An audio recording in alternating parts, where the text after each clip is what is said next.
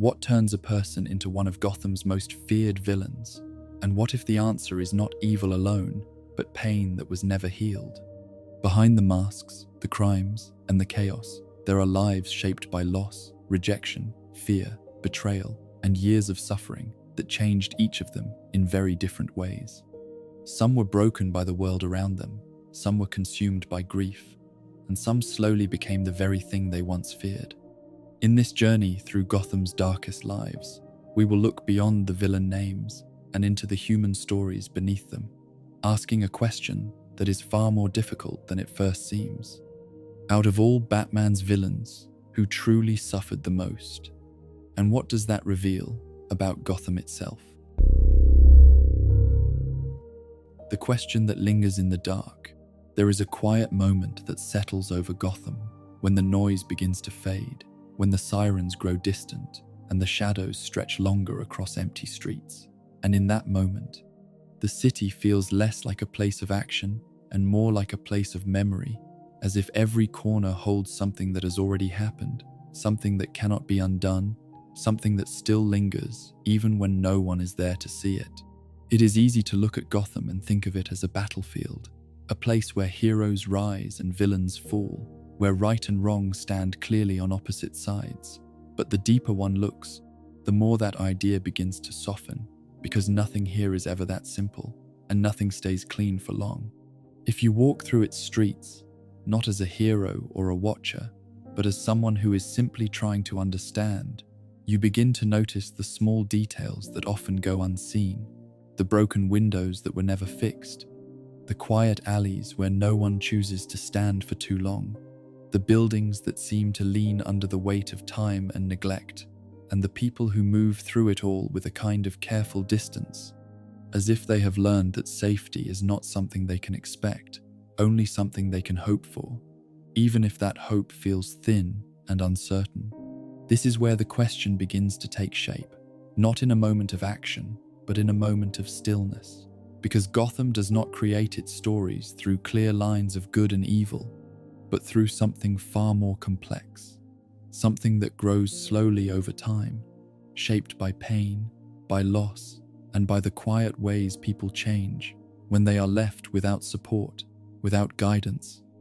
and without a reason to believe that things will ever truly get better. There are those who wear masks in this city, and not all of them are meant to protect,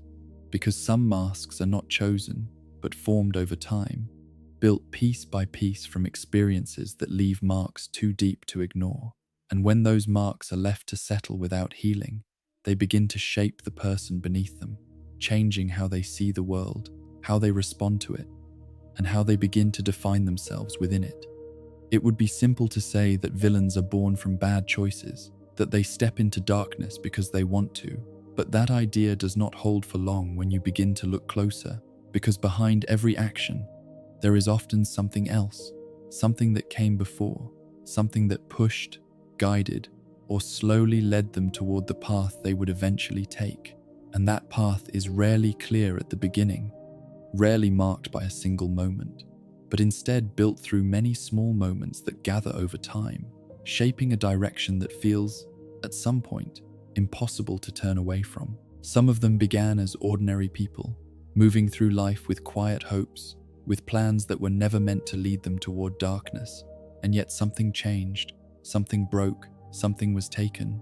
or something was never given in the first place. And in that absence, something else began to grow, something harder, something colder, something that slowly replaced what once was, until the person they used to be felt distant, almost like a memory that no longer belonged to them. Others were never given the chance to begin in a place of safety, never given the space to grow without fear, and for them, the world was never something that felt stable or kind, but something they had to face from the very start, something they had to survive before they could even begin to understand it. And when survival becomes the first lesson, it shapes everything that follows,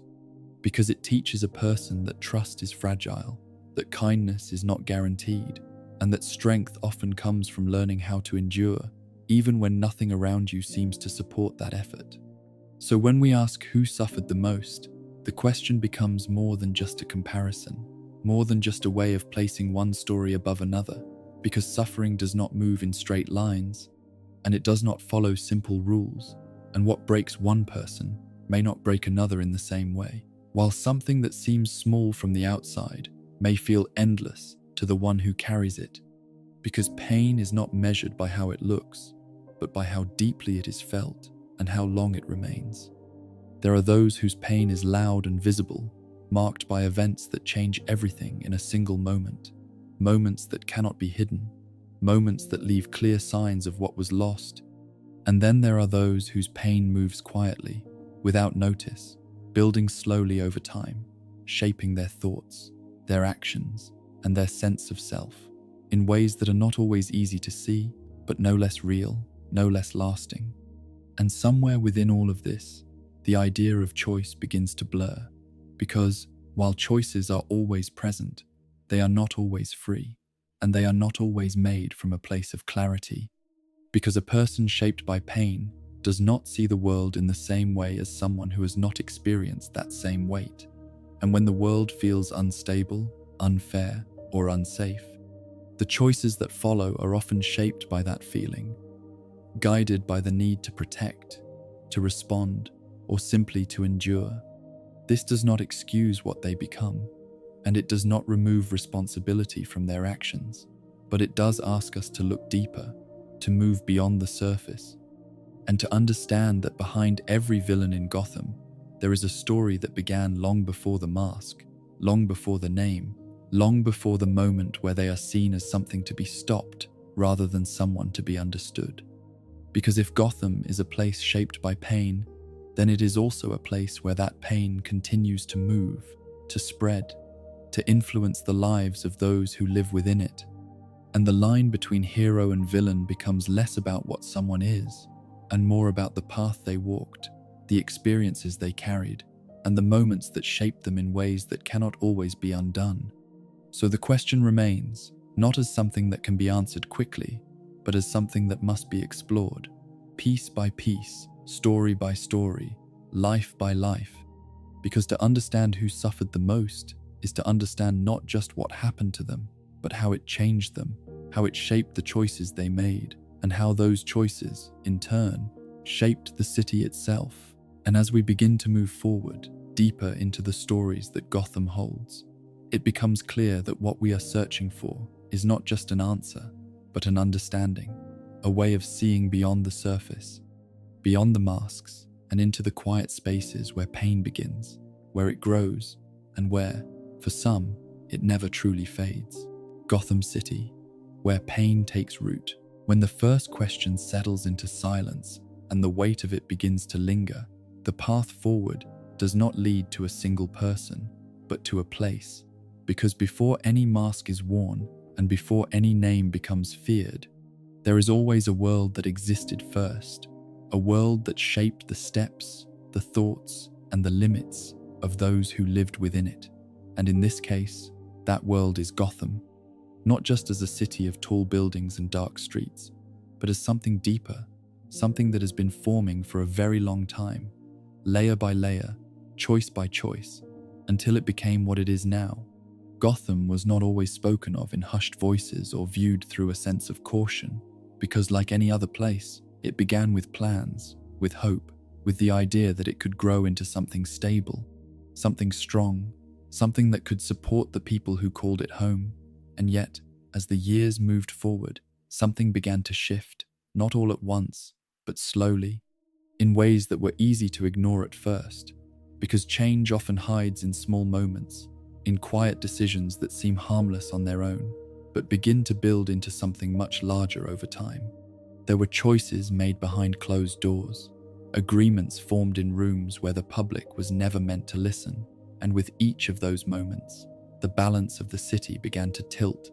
because when power is held by those who choose control over fairness, the effects do not stay hidden forever. They move outward, reaching the streets, shaping the lives of those who have no part in those decisions. And over time, that influence becomes part of the foundation itself, something that is felt, even if it is not always seen. In some parts of Gotham, the lights stay on longer, the streets are cleaner, and the buildings stand tall without signs of wear. But in other parts, the story is very different, because there are places where time seems to have slowed, where repairs are delayed, where help arrives too late or not at all, and where the people who live there learn very early that they cannot rely on the same systems that others take for granted. And that difference, that gap between one part of the city and another, is where inequality begins to take shape in a way that cannot be ignored. For a child growing up in those quieter, brighter areas, the world may feel structured, predictable, and safe enough to explore without fear. But for another child, just a few streets away, the lessons are very different, because they learn to listen carefully, to move quickly, to stay alert even when they are tired, and to understand that danger is not something distant, but something that can appear without warning, something that must be expected rather than avoided. This is how the city begins to teach, not through words, but through experience, because every day becomes a lesson, every moment a quiet reminder of what is possible. And when those lessons are shaped by uncertainty, by fear, and by the constant need to adapt, they begin to form patterns, ways of thinking that stay with a person as they grow, shaping how they see others,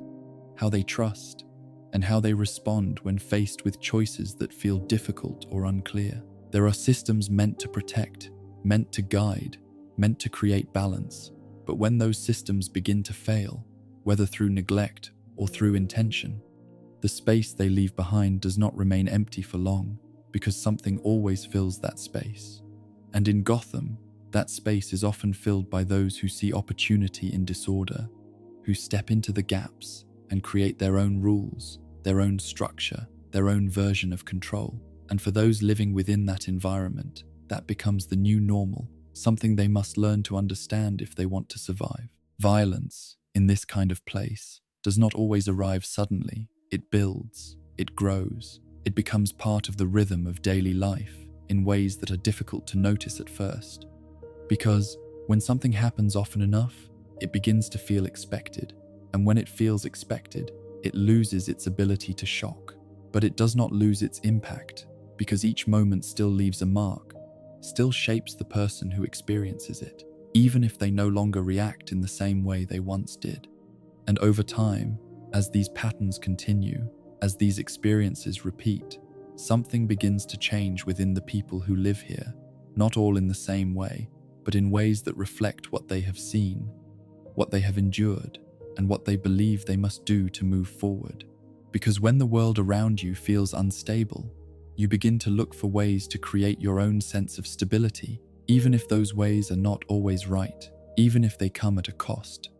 Some choose to hold on to what they can, to protect what little they have, to build quiet lives within the spaces that feel safe enough, even if those spaces are small, even if they are temporary. But others begin to move differently, begin to see the world not as something to trust, but as something to navigate carefully, something to control if possible. And in that shift, the line between adapting and changing begins to blur. Because when a person grows in a place where fairness is not consistent, where support is uncertain, and where harm is always a possibility, they begin to understand the world through that lens, and their actions begin to reflect that understanding, not always out of desire, but out of necessity, out of the belief that if they do not take control, someone else will. And that belief, once it takes hold, is not easy to let go. This is where the idea begins to change, where Gotham is no longer just a setting, no longer just the background of a story, but something active, something that influences, shapes, and sometimes even directs the paths of those within it. Because the city does not simply hold its people, it interacts with them, it responds to them, and in many ways, it teaches them, even when those lessons are harsh, even when they lead somewhere dark. And so, when we look at those who later become known for their actions, for their names, for the roles they play within Gotham's ongoing story, it becomes harder to separate them from the place that shaped them, because their stories do not begin in isolation. They begin here, in this environment, in these conditions, in a world that has already set certain patterns into motion long before they had the chance to choose their own direction. It is not that Gotham forces anyone to become something they were never meant to be, but it does create conditions where certain paths become more likely, where certain responses feel more natural, and where the idea of becoming something else, something better, feels more distant, more difficult, and sometimes even impossible, depending on where you start and what you have experienced along the way. So the question from before does not fade, it deepens, because now it is no longer just about individuals, but about the world that shaped them, the conditions that influence them, and the ways in which a place can leave marks that are not always visible, but always present, guiding thoughts, shaping choices, and slowly, over time, creating the very people it will one day struggle to contain. And as we continue forward, looking closer at the lives that emerged from this city, the stories that grew from these streets, it becomes clear that to understand their suffering, we must first understand where it began, not in a single moment, but in a place that has been shaping those moments for far longer than anyone can easily trace. A place where pain does not just exist, but takes root, grows, and becomes something that cannot simply be ignored. Waylon Jones, Killer Croc, born into rejection. After understanding how a place can slowly shape the lives within it, the path moves closer, narrowing from the wide streets and distant systems of Gotham into the life of one individual, a person whose story did not begin with a single moment of change, but with something that was present from the very start, something that followed him through every stage of his life, something that he could never step away from, no matter how much he may have wanted to. And that person is Waylon Jones, known to many as Killer Croc, a name that would come later, a name shaped not just by how he looked, but by how the world chose to see him. From the moment he was born, Waylon's life was already moving along a path that was different from most, because his condition was not something that could be hidden or explained away. It was visible, immediate, and impossible to ignore, marked by skin that did not look like everyone else's, by features that caused others to pause, to stare, or to step back without even thinking about why they were reacting that way. And in those early moments, before he could understand words or meaning, he was already being placed into a category, already being seen not as a child, but as something unfamiliar. As he grew older, the world did not become easier to understand, because the reactions of others remained the same, sometimes quiet, sometimes loud, but always present, shaping the way he moved, the way he looked at others, and the way he began to see himself. Because when a person is treated as different for long enough, it becomes difficult to separate who they are from how they are seen. And that separation, once it begins to fade, is not easy to rebuild. There were places where he should have felt safe, places where a child is meant to learn, to grow, to feel accepted. But even in those spaces, the distance remained, because fear does not always need a reason, and misunderstanding does not always wait for explanation. And so he found himself standing apart, not because he chose to, but because there seemed to be no space for him to stand within the group, no place where he could move without being noticed in a way that made others uncomfortable. Children can be curious, but they can also be unkind without fully understanding the weight of their actions. And for Waylon, those moments were not rare. They were part of daily life. Moments where words were used without care, where laughter carried a sharp edge, and where silence, at times, felt just as heavy, because being ignored can feel just as isolating as being rejected, especially when it happens again and again without change. Over time, these experiences did not simply pass by, they stayed, they built upon each other, forming a quiet but steady pressure that shaped how he thought, how he felt, and how he responded to the world around him. Because when rejection becomes a pattern, it begins to feel expected, and when something feels expected, a person begins to prepare for it, begins to build defenses, not always in visible ways, but in ways that protect them from feeling the same hurt over and over again. There is a point where the question begins to form, a quiet thought that returns again and again, asking why, asking what is wrong, asking if things could ever be different. And when that question is met with the same outcome each time, it begins to change. shifting from curiosity into something heavier, something that does not seek answers anymore, but simply accepts the pattern as truth, even if that truth is painful, even if it feels unfair. For Whan, the world did not offer many moments that challenged that pattern, because even outside of those early environments, the reactions remained, strangers reacting with fear, with caution, with the kind of distance that sends a clear message without needing words. And over time, those reactions begin to shape identity, not because they are accurate, but because they are constant. And when something is constant, it begins to feel real, even when it is not the full picture. But within all of this, there remains something else, something quieter, something that does not disappear even when it is pushed aside. And that is the part of him that feels, that understands, that wants connection, even if that connection seems far away, even if it feels out of reach, because no matter how the world sees him, there is still a part of him that remembers what it means to be human, to feel more than just the reactions that others expect. This is where the struggle begins to take shape, not as a single moment, but as an ongoing tension, a balance that becomes harder to maintain with each passing experience. Because when someone is constantly treated as something other than human, it becomes difficult to hold on to that sense of self, and the effort required to do so grows heavier over time, especially when there are so few moments that support that effort.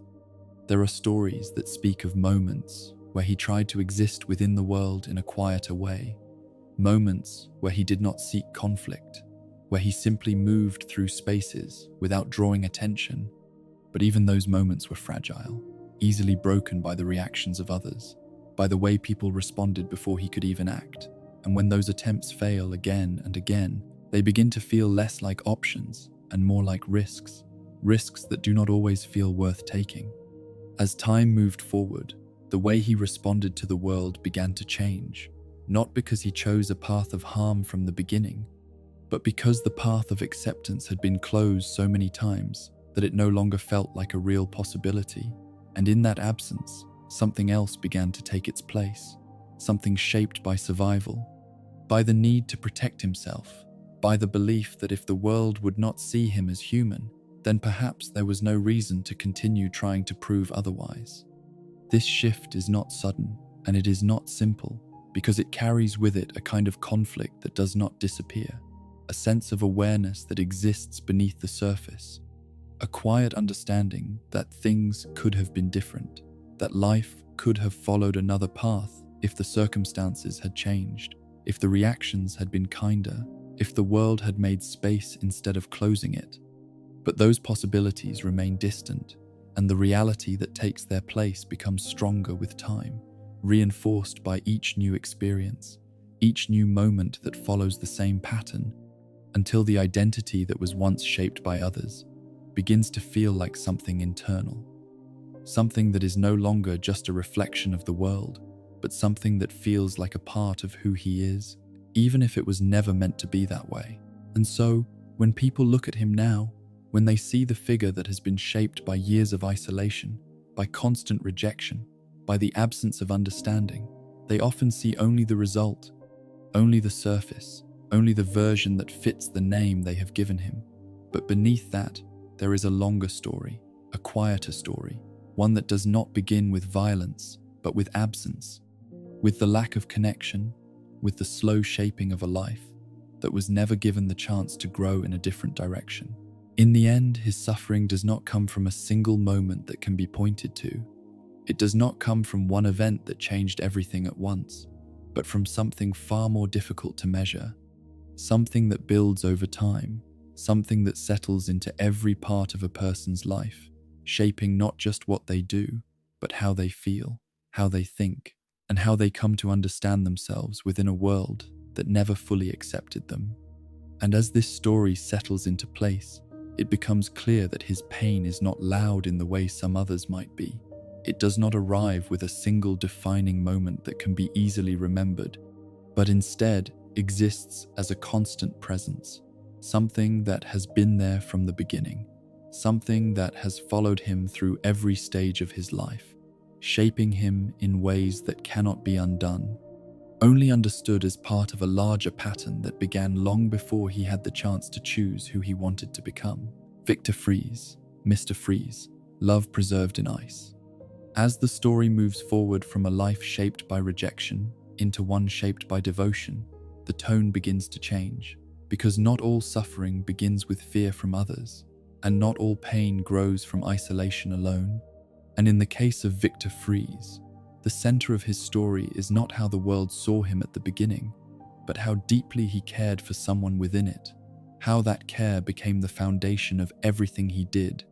and how the loss tied to that love slowly reshaped his life into something cold, distant, and unrecognizable even to himself. Before everything changed, before the name that others would come to fear, Victor was known for his work, for his focus, and for the way he approached problems with patience and thought. Because he was not driven by chaos or by anger, but by a quiet determination to understand, to solve, and to create something that could make a difference. And at the center of that determination was not power or recognition, but a person, someone whose presence gave meaning to his work, someone whose life became the reason he continued forward even when the path grew difficult. That person was Nora Freeze, and their connection was not something built on grand moments or loud expressions, but on something steady, something calm, something that existed in the small spaces of everyday life,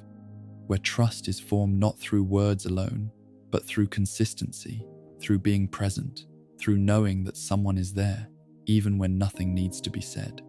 When illness entered that quiet space, it did not arrive gently, and it did not offer time for easy understanding, because it changed everything at once, turning what had once been stable into something uncertain, something fragile, something that required immediate attention and constant care. And for Victor, this was not something he could step away from, not something he could accept without question, because the idea of losing her was not something he could allow himself to face. So he turned to what he knew, to science, to research, to the belief that there must be a way to stop what was happening, a way to hold on to what he was about to lose. And in that belief, his work became more than just work. It became a mission, something that filled every moment, something that demanded focus beyond anything else. Because when time begins to feel limited, every second carries weight, every decision feels urgent, and every possibility becomes something worth chasing, no matter how difficult or uncertain it may be. The choice to preserve her life through cryogenic suspension was not made lightly, and it was not without risk, but it came from a place of hope, from the idea that even if a solution was not yet within reach, it could be found, that time could be paused long enough for answers to appear, and that belief became the foundation of everything that followed, because once that step was taken, there was no simple way to turn back. But hope, in a world like Gotham, does not always lead to the outcome one expects, and the moment that changed Victor's life did not come from failure in his research alone, but from an event that shifted everything, an accident that was both sudden and irreversible, something that altered not just his work, but his body, his environment, and his ability to exist within the world as he once had. The exposure to extreme cold changed him in a way that could not be undone, forcing him into a state where normal conditions became harmful, where warmth was no longer something comforting, but something dangerous, something that could not be endured without consequence. And in that moment, the distance between him and the rest of the world became physical as well as emotional, because he could no longer live as others did, could no longer move through the same spaces without protection, without preparation, without constant awareness of his condition. This transformation did not come with a sense of release or clarity, but with a new kind of isolation, one that added to the weight he was already carrying. Because now, not only was he facing the uncertainty of Nora's condition, but he was also facing a reality where he himself had become separate, where the world that once felt familiar now required barriers, where even the simplest interactions were no longer possible without effort. And yet, through all of this, the focus remained, because his goal did not change, his purpose did not fade, and if anything, it became stronger, more defined, more urgent, because the loss he feared had not yet fully happened, and as long as there was still a chance, no matter how small, he would continue, even if the cost of that continuation grew heavier with each passing day. There is a quiet kind of suffering in this, one that does not draw attention in the same way as chaos or destruction, because it exists beneath the surface, in the long hours of work, in the repeated attempts to find answers, in the moments where hope rises and falls without resolution, and in the constant awareness that time, even when slowed, is never truly stopped. Victor's actions, as they become more extreme over time, are often seen only in their final form, in the way they affect others, in the way they disrupt, in the way they challenge those who stand against him. But beneath those actions, there remains the same core, the same reason that began everything, a desire to save, to restore, to hold on to something that the world seems determined to take away.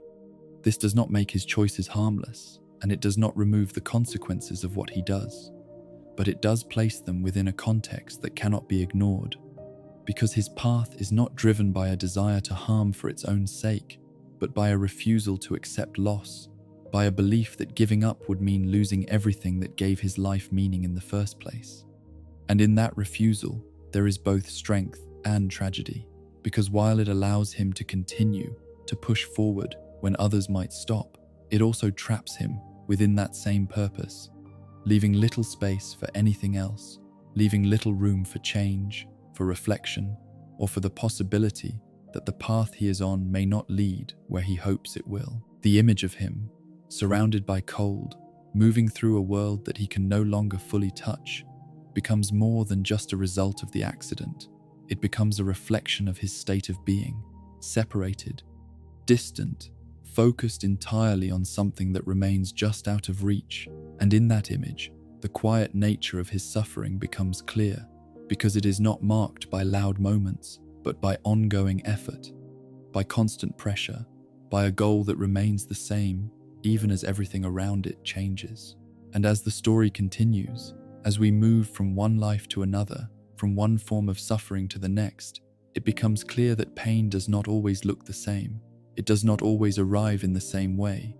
and it does not always lead to the same outcome, because while some are shaped by rejection, others are shaped by loss, and in both cases, the result is something that cannot be easily undone, something that stays, something that continues to influence every step that follows.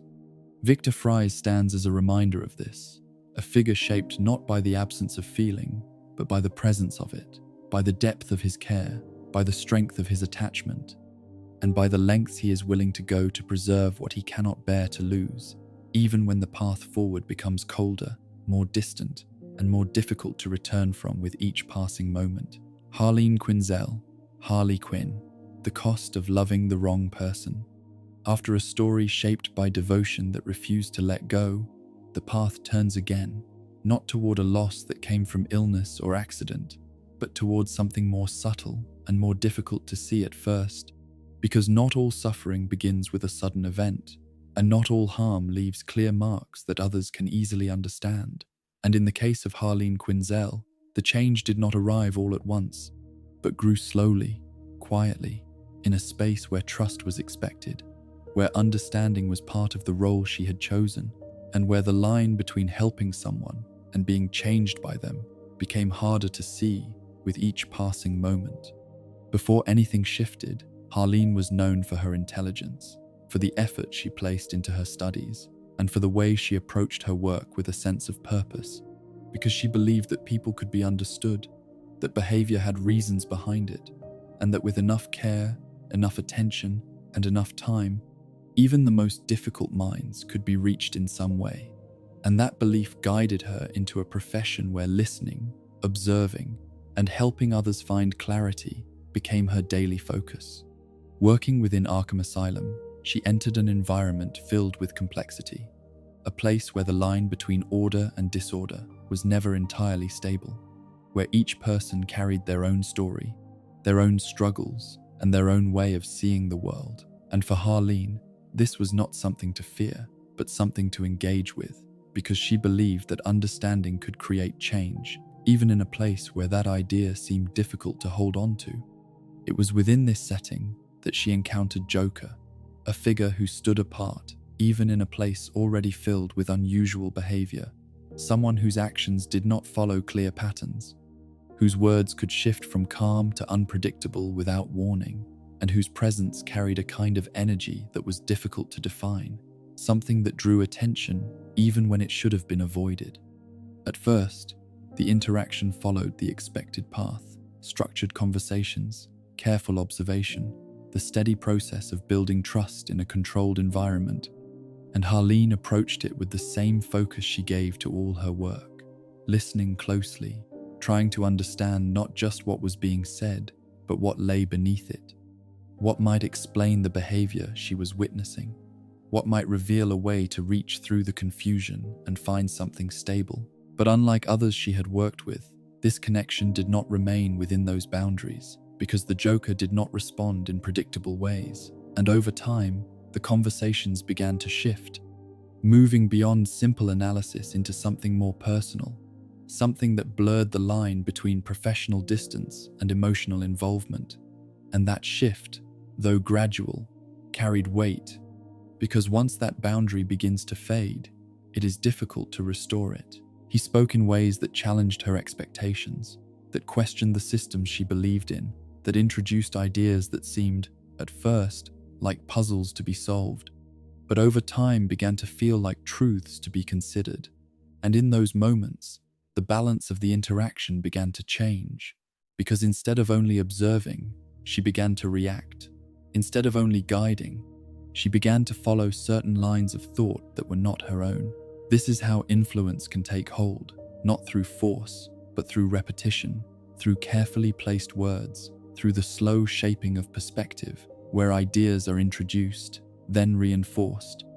then returned to again and again until they begin to feel familiar, until they begin to feel like they belong, even when they did not begin that way. For Harleen, this process did not feel like a loss at first. It felt like connection, like progress, like reaching someone others had not been able to reach. And that feeling carried with it a sense of purpose, a sense that she was succeeding where others had not. And that sense of success made it harder to see the changes taking place, harder to notice how her own thoughts were beginning to shift, how her own identity was slowly being influenced by the person she believed she was helping. Emotional attachment does not always arrive clearly, and it does not always announce itself in a way that can be easily understood, because it can grow in quiet ways, in moments of shared conversation, in the feeling of being seen, of being understood, even if that understanding comes from a place that is not stable. And once that attachment forms, it begins to shape decisions, guiding actions in ways that feel justified, even when they move beyond what once felt acceptable.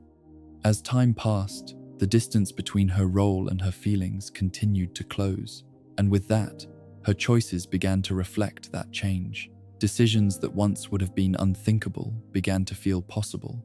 then necessary, and in that progression, the structure that once guided her began to weaken, replaced by something more uncertain, something shaped not by clear judgment, but by the influence of the connection she had formed. There is a quiet shift that happens when a person begins to see the world through someone else's perspective, especially when that perspective challenges everything they once believed, because it creates a sense of tension, a need to resolve the difference between what was known before and what is being experienced now. And in that tension, it becomes easier to let go of certain ideas, to adjust certain beliefs, to move closer to the new perspective in order to find balance. For Harleen, this shift was not immediate, and it was not complete all at once, but it continued, step by step, decision by decision, until the person she had been began to feel more distant, until the identity she once held no longer felt as strong, and in its place, something new began to form, something shaped by the connection she had chosen, something that aligned more closely with the world she had been drawn into. This transformation is often seen only in its final form, in the way she moves, in the way she speaks, in the role she takes on within Gotham's larger story. But beneath that, there is a process that cannot be ignored, a gradual change that took place over time, shaped by influence, by emotion, by the need to belong, and by the difficulty of stepping away once that path had been taken. There are moments within this story where the conflict remains visible, where traces of who she once was can still be seen, moments where her actions suggest a deeper awareness, a recognition of what has been lost. And those moments carry a kind of weight, because they show that the transformation was not simple, that it was not without resistance, that there was a part of her that understood what was happening even as she continued forward. But understanding alone is not always enough to change direction, especially when emotional ties have already formed, when identity has already shifted, and when the path back feels uncertain or even impossible, because returning would require facing what has been lost, what has changed, and what cannot easily be restored.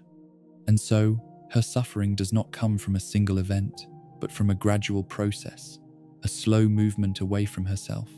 a quiet loss that does not happen all at once, but builds over time, shaped by choices that felt meaningful in the moment, but carried consequences that were not fully seen until later. And in that process, the cost becomes clear, not just in what she does, but in what she becomes, in what she leaves behind, and in the parts of herself that remain, even when they are no longer easy to recognize. As this chapter settles into place,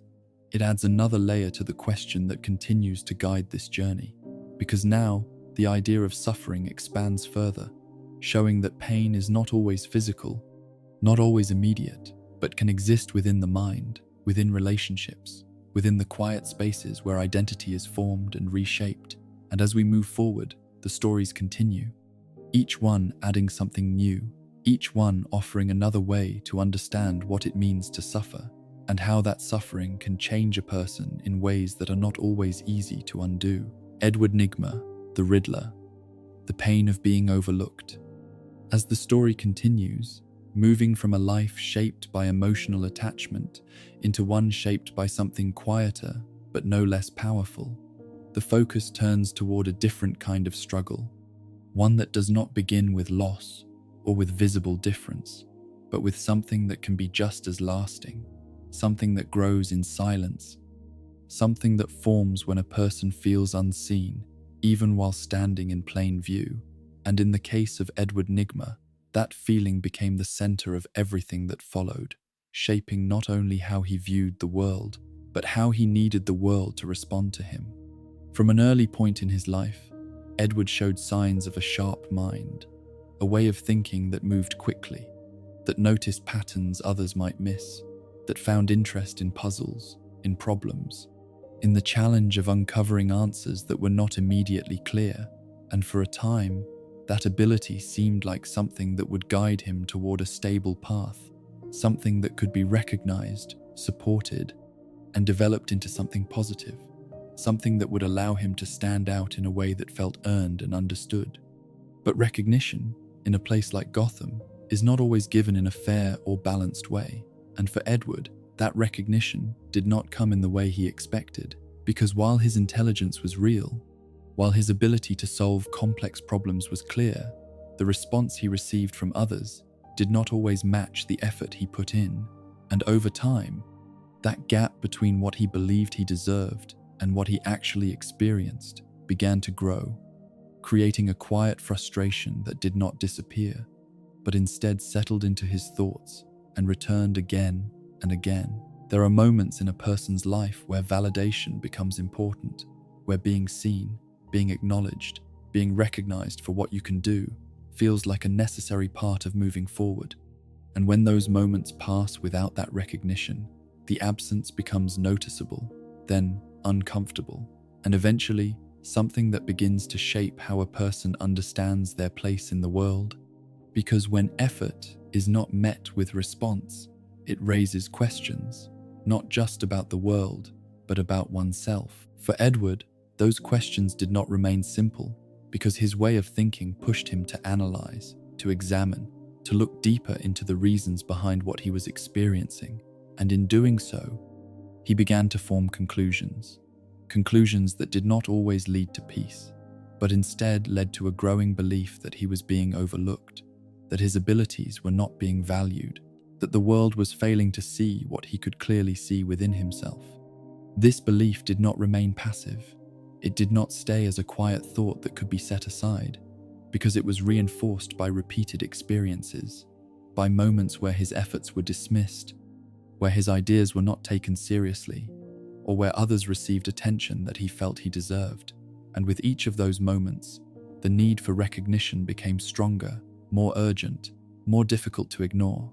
There is a shift that happens when a person begins to feel unseen for too long. A shift where the desire for recognition moves from being a hope into something more intense, something that begins to demand action. Because when being noticed does not happen naturally, it creates a question, a challenge that asks what must be done to make it happen, what must change, what must be created in order to draw the attention that has been missing. For Edward, the answer to that question did not come in a simple form, because his mind did not move towards straightforward solutions, but toward complexity, toward challenges that required effort to understand, toward situations where the act of solving became part of the message itself. And in that way, the idea began to take shape, not just to be recognized, but to be recognized for his intelligence, to create something that could not be ignored, something that would force others to engage, to think, to prove that they were capable of keeping up with him. This is where the puzzles began, not as harmless games, but as statements, as expressions of his need to be seen, as a way of showing the world what he believed it had failed to notice. And each puzzle carried with it a purpose, not just to challenge, but to demonstrate, to create a situation where his intelligence was not only present, but central, something that others had to acknowledge in order to move forward. But as these actions became more elaborate, more visible, the line between seeking recognition and creating danger began to blur, because the stakes increased, the situations became more serious, and the need to maintain attention pushed him further, requiring more complex setups, more risky scenarios, more situations where the outcome could not be easily controlled, because the goal was no longer just to be noticed, but to be impossible to ignore. This progression did not remove the original feeling. It did not solve the problem that began everything, because recognition gained through fear or through challenge does not always carry the same meaning as recognition earned through understanding. And yet, for Edward, it still served a purpose. It still created the response he had been seeking, even if that response came in a form that was not entirely what he had imagined. There is a kind of tension within this, a conflict between what is wanted and what is achieved, because while he is seen, while he is acknowledged, the nature of that recognition is different, shaped by the actions he takes, shaped by the situations he creates. And in that difference, there is a sense that something is still missing, something that cannot be fully reached through the path he has chosen. At times, there are glimpses of this awareness, moments where his words, his actions, or his reactions suggest that the need beneath everything remains unchanged, that the desire to be understood, not just noticed, still exists, even if it is buried beneath layers of challenge and control. And those moments add depth to his story, showing that his path is not only about proving intelligence, but about filling a gap that has never been fully addressed. The identity he builds around himself becomes closely tied to this need, shaped by the idea that his worth is connected to his ability to create, to challenge, to stay ahead. And once that identity is formed,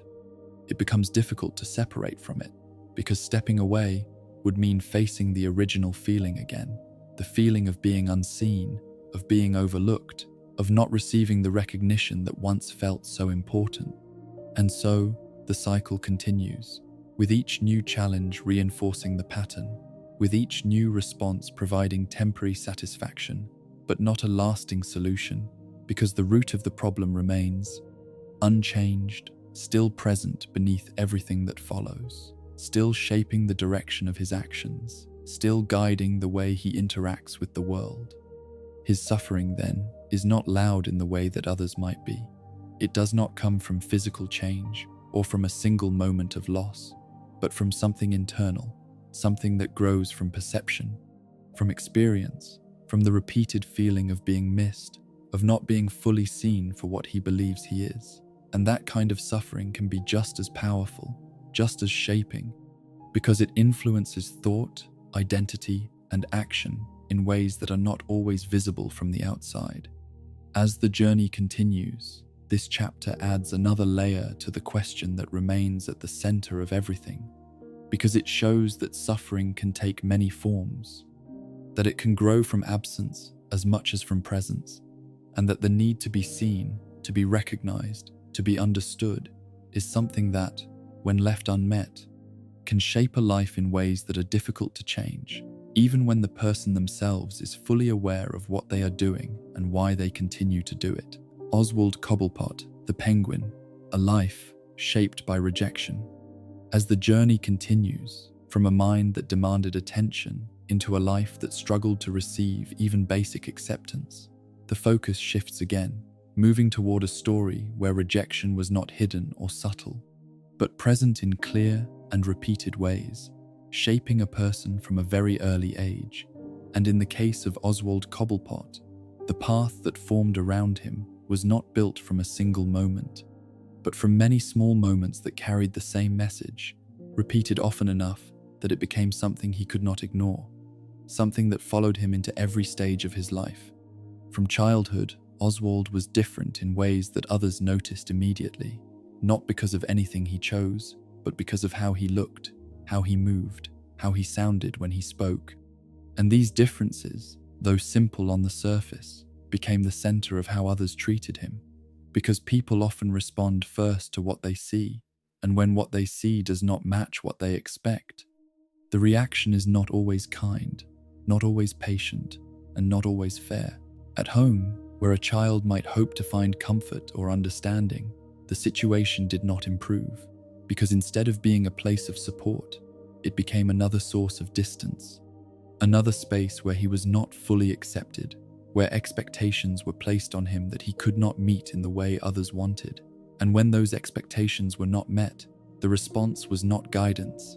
but disappointment, not encouragement, but neglect. And over time, that absence of care began to shape how he saw himself. There is a particular kind of pain that comes from not being accepted by those closest to you, because it removes the sense of safety that is meant to exist in those early years, replacing it with uncertainty, with the feeling that something is wrong, not just with the world, but with yourself.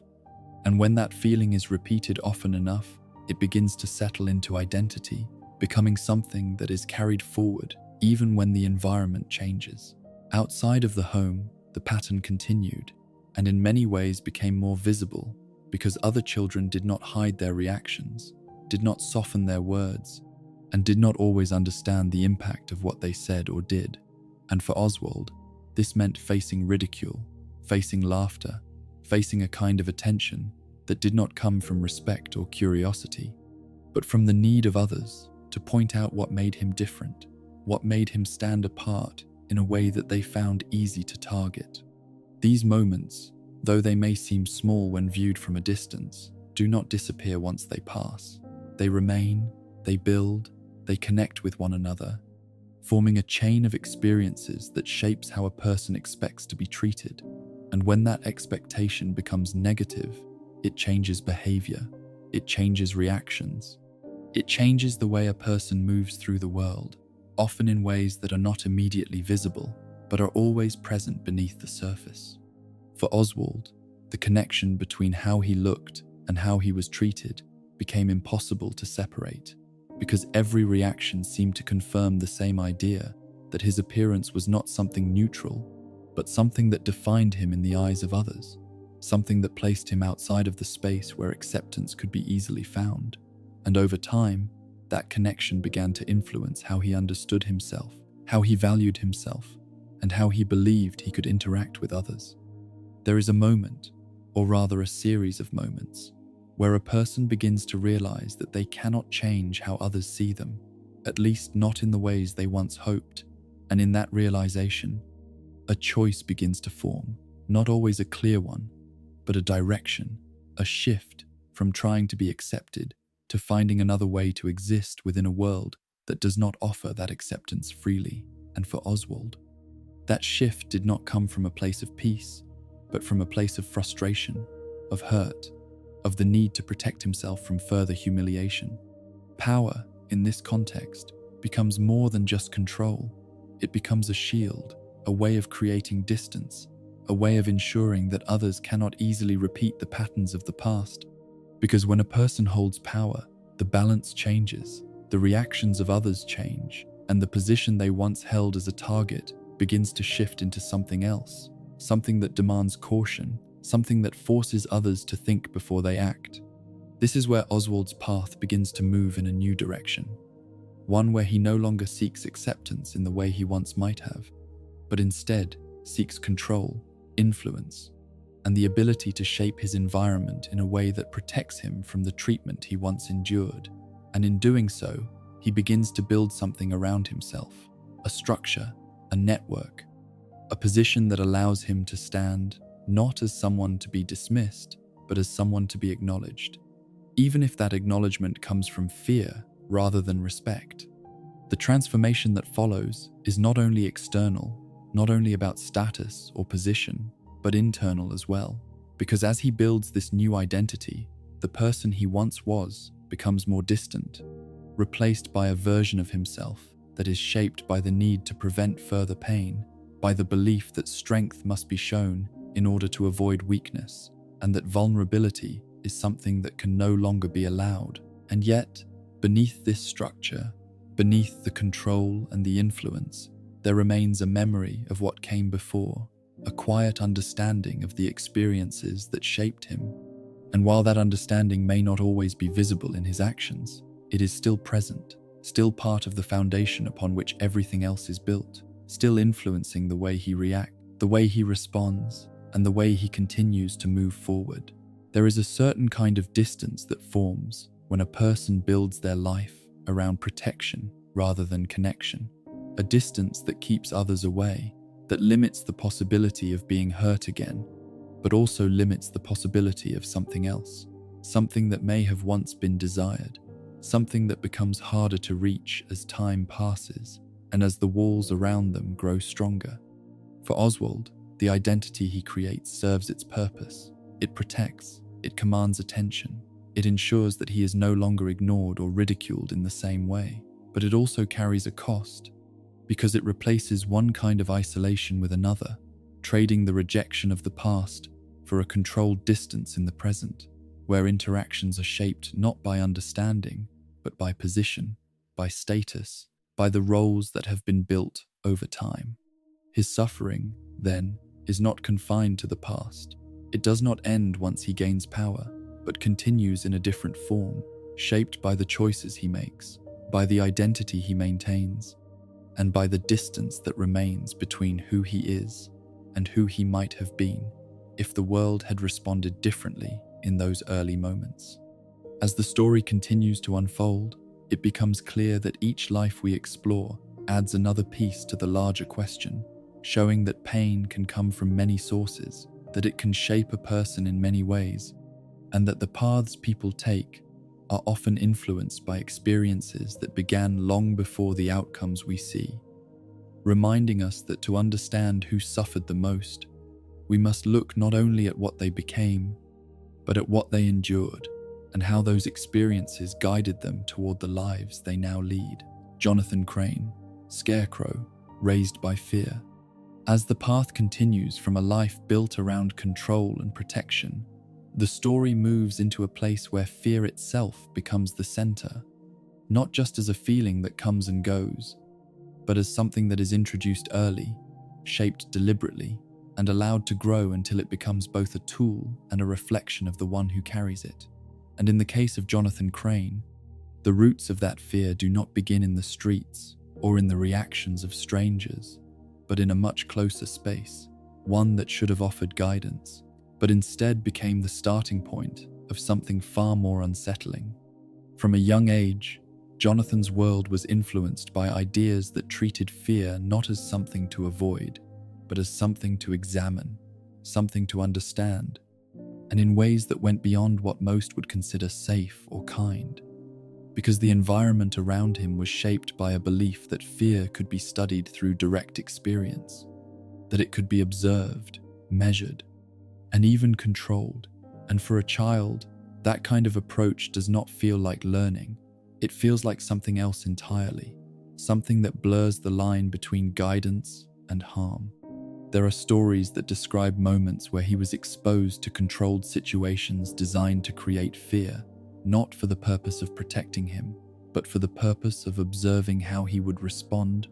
how his body would react, how his mind would process what was happening. And while such moments might be seen as experiments from a distance, for the one experiencing them, they become memories. They become part of how the world is understood, part of how safety and danger are defined. When fear is introduced in this way, it does not remain simple. It does not stay as a brief reaction that passes quickly, but instead becomes something more complex, something that can return without warning, something that shapes thoughts even in quiet moments.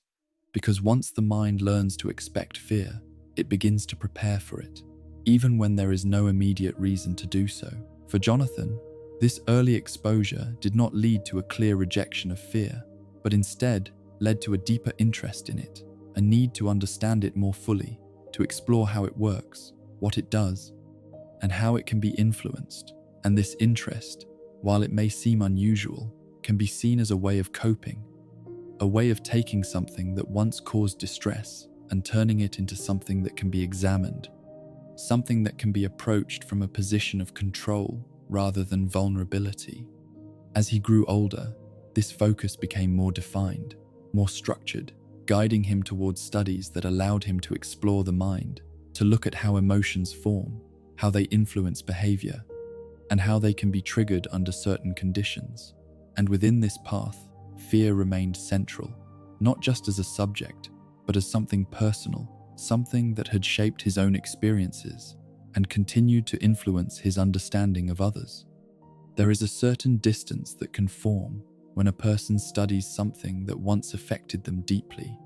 a kind of separation that allows them to observe without feeling the full weight of it. And for Jonathan, this distance became part of how he approached his work, focusing on the patterns, the reactions, the responses, and how they could be influenced, guided, or even controlled under specific circumstances. But the line between studying something and using it is not always clear, and over time, that line began to shift, because understanding fear at a deep level does not only provide knowledge, it also provides the ability to recreate it, to bring it into the world in a controlled way. And when that ability is combined with a personal history shaped by fear, the result is something that moves beyond simple study and into something more active. This is where the transformation begins to take shape, not as a sudden break, but as a gradual movement from observation into action, where the knowledge he has gathered becomes a tool, where the concepts he has studied become methods, and where the emotion that once affected him becomes something he can now introduce into the lives of others, not as a lesson, but as an experience. The creation of fear-inducing compounds, the careful design of situations that trigger strong reactions, the understanding of how the mind responds under pressure, all of these elements come together to form a new identity, one that is not defined by avoiding fear, but by mastering it, by using it, by shaping it into something that can be directed toward others in ways that are both precise and deeply impactful. And in this identity, there is a reflection of what came before, because the fear that he once experienced does not disappear. It changes form. It becomes something that exists both within him and outside of him, something that he can now control in ways that were not possible when he was younger. And in that control, there is a sense of power, a sense of understanding, but also a continuation of the same cycle, because what was once endured is now being repeated, not in the same way, but with the same core element at its center. There is a quiet irony in this transformation, because in seeking to understand fear, in seeking to gain control over it, he becomes a source of it, a figure that others react to in the same way he once reacted to the situations he experienced. And in that reflection, The boundary between past and present begins to blur because the role he now plays carries echoes of the role he once held. At times, this connection may not be fully acknowledged, may not be something he actively considers, but it remains present, shaping the way he approaches his actions, influencing the way he sees others, and reinforcing the belief that fear is not just a reaction, but a fundamental part of how people interact with the world, something that can be used to reveal truths, to push limits, to expose what lies beneath the surface. But beneath the control, beneath the precision, there remains a question that does not fully fade, a question about what it means to be shaped by something and then to become that same thing, to carry forward an experience that was once personal and to turn it outward, to create it for others, and whether that transformation brings understanding or simply continues the cycle in a different form. His suffering, then, is not only in what he experienced, but in how that experience shaped his path, in how it guided him toward a role that reflects the very thing he once endured, creating a connection between past and present that cannot easily be separated, because the foundation of what he became is built upon what he lived through, upon the lessons that were introduced early and reinforced over time. As this chapter settles into place, it adds another layer to the growing picture, showing that suffering can take root in different environments, that it can be shaped by intention as well as by neglect, and that the way a person responds to that suffering can lead them toward paths that reflect, repeat, or reshape what they once experienced, continuing the exploration of how pain influences identity, and how identity, in turn, shapes the actions that follow. Harvey Dent, Two-Face, the collapse of justice. As the story moves forward, from a life shaped by the study of fear into one shaped by belief in fairness, the tone shifts once again, because not every path toward darkness begins in confusion or harm, and not every person who falls into it begins from a place of weakness. And in the case of Harvey Dent, the beginning of his story stands in clear contrast to many that came before, because he did not start as someone pushed aside or shaped by neglect alone, but as someone who believed deeply in order, in justice, and in the idea that the city could be guided towards something better through effort, through law, and through the strength of doing what is right, even when it is difficult. There was a time when his presence brought a sense of stability, when people looked to him not with fear, but with trust, because he carried himself with confidence, with clarity, and with the kind of determination that suggested change was possible, even in a place as complex as Gotham, where corruption often hid behind systems that were meant to protect, and where truth was not always easy to find or defend. Working within the legal system, Harvey placed himself at the center of that struggle, not as someone who watched from a distance, but as someone who stepped forward, who challenged those who believed they were untouchable, who took risks not for personal gain, but for the belief that justice should not bend, that it should stand firm even when faced with pressure. And in those actions, he became a symbol, not just of law, but of hope, something that others could look toward as proof that the city was not entirely lost. There were partnerships that formed during this time, connections with those who shared a similar goal, individuals who understood that change required effort from many directions, and in those moments, there was a sense that progress, though slow, was possible, that the balance could shift, that the systems that had long been influenced by corruption could begin to return to something closer to what they were meant to be. But in a place where power is often protected at all costs, standing against it does not go unnoticed, and it does not go without consequence,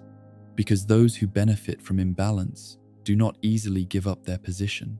and when they are challenged, they respond, sometimes in ways that are direct, sometimes in ways that are calculated, but always with the intention of maintaining control. The moment that changed Harvey's life did not arrive as a gradual shift, but as something sudden, something that carried with it a kind of finality that could not be undone. Because during a confrontation meant to uphold justice, meant to challenge those who operated outside the law, something went wrong, something that moved beyond argument and into harm, something that would leave a lasting mark not only on his body, but on his sense of self. The acid that struck his face did more than cause physical damage. It created a division, a break between what had been and what now existed, because the injury was not only visible, but impossible to ignore. A constant reminder of the moment everything changed, a reflection of the risk he had taken and the cost that came with it. And in that moment, the idea of justice, which had once felt clear and strong, began to shift under the weight of what had happened. Recovery, in this case, was not simple, because while the physical injuries could be treated to some extent, the impact on his identity, on his sense of who he was, could not be addressed in the same way, because the change was not only external, it was internal, affecting how he saw himself, how he believed others saw him, and how he understood the path he had once been so certain about. There is a kind of fracture that goes beyond the surface, a break that exists within thought, within belief, within the structure of how a person makes sense of the world. And for Harvey, that fracture became the defining feature of his life moving forward, because the clarity that once guided him was replaced by uncertainty, by conflict, by the presence of two opposing ideas that could not easily be reconciled. On one side remained the memory of who he had been, the person who believed in fairness, who trusted in the system, who worked tirelessly to uphold it. And on the other side grew something new, something shaped by the experience of betrayal, of harm, of the realization that the system he had believed in had not protected him, that the fairness he had defended had not been enough to prevent what had happened. This division did not remain quiet. It did not stay as an internal conflict that could be hidden from view, but instead began to influence his actions, his decisions, his way of interacting with the world. Because when belief is broken in such a direct and personal way, it does not simply disappear, it changes form, it becomes something else, something that seeks balance in a different way, even if that way is not stable or consistent. The use of chance, the reliance on a coin to make decisions, becomes a reflection of this new state. Because it removes the burden of choosing from one side alone, it allows the outcome to be determined by something external, something that does not require full commitment to one perspective or the other. And in that act, there is both relief and loss, because while it provides a way forward, it also signals the absence of the certainty he once held. His actions, as they develop from this point, carry the weight of this division, sometimes reflecting the person he once was, sometimes reflecting the changes that have taken place, and often existing somewhere in between, creating a pattern that is difficult to predict, difficult to understand, because it is shaped by an ongoing struggle that does not fully resolve. There are moments where the past seems close, where traces of his former self appear, where the sense of justice that once defined him can still be seen. And then there are moments where the present takes hold, where the influence of what has happened becomes stronger, guiding his actions in ways that move further away from what he once believed. And in those shifts, the depth of his suffering becomes clear, because it is not only about what was lost, but about the ongoing conflict that remains. His pain is tied not only to the injury, but to the collapse of something he trusted, to the realization that the world he believed in does not always function as he expected. And that realization, once experienced so directly, is not easy to set aside, because it challenges the foundation upon which his identity was built, leaving him to navigate a reality that no longer feels stable or clear. As the journey continues, this chapter adds a different kind of perspective, showing that suffering can come not only from absence or from early experiences, but from the breaking of belief, from the loss of certainty,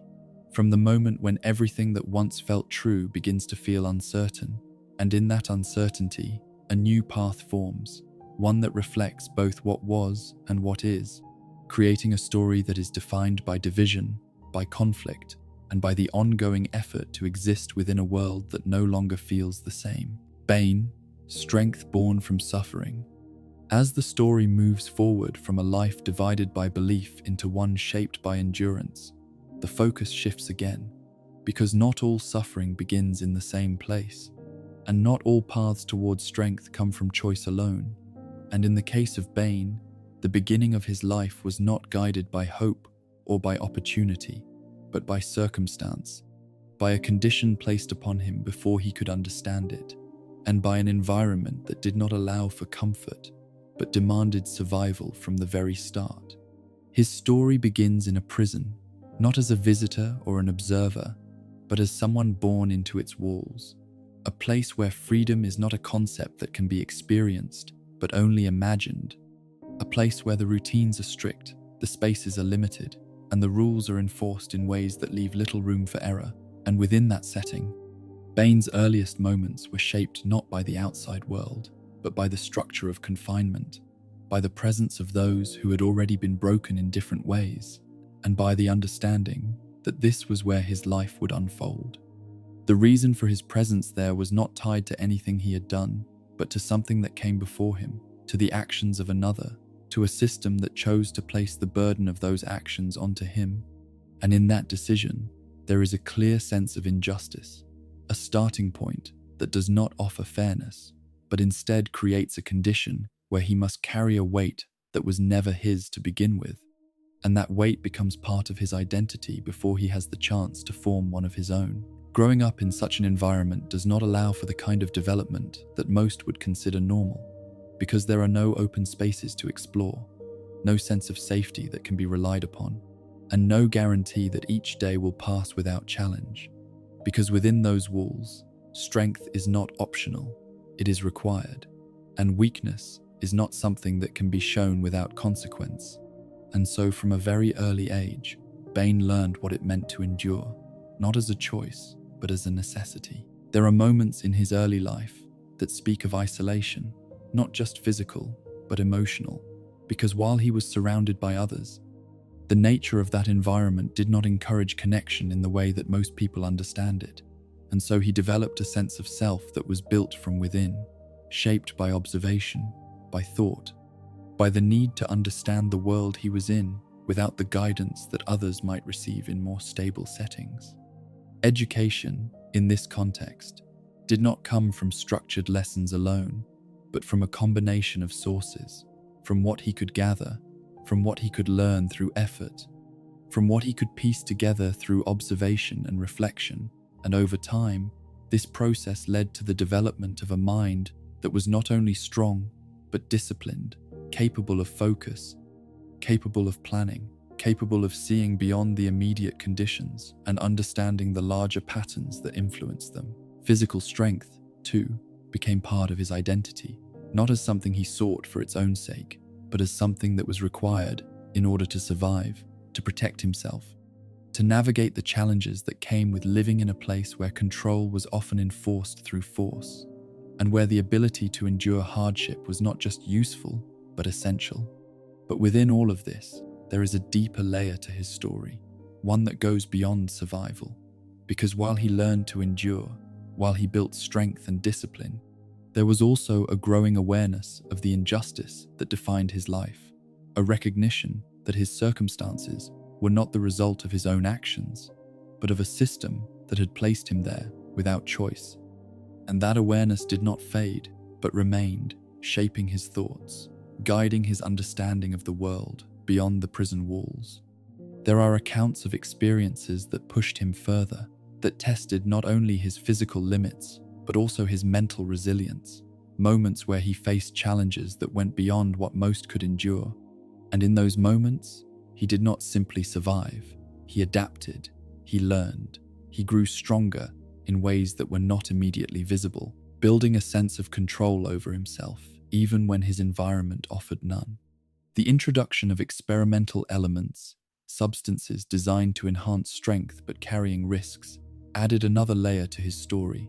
because they presented both an opportunity and a danger, a way to gain power but at the cost of stability. And in choosing to engage with these elements, Bane demonstrated not only his willingness to take risks, but his ability to manage them, to use them as tools, rather than allowing them to control him completely.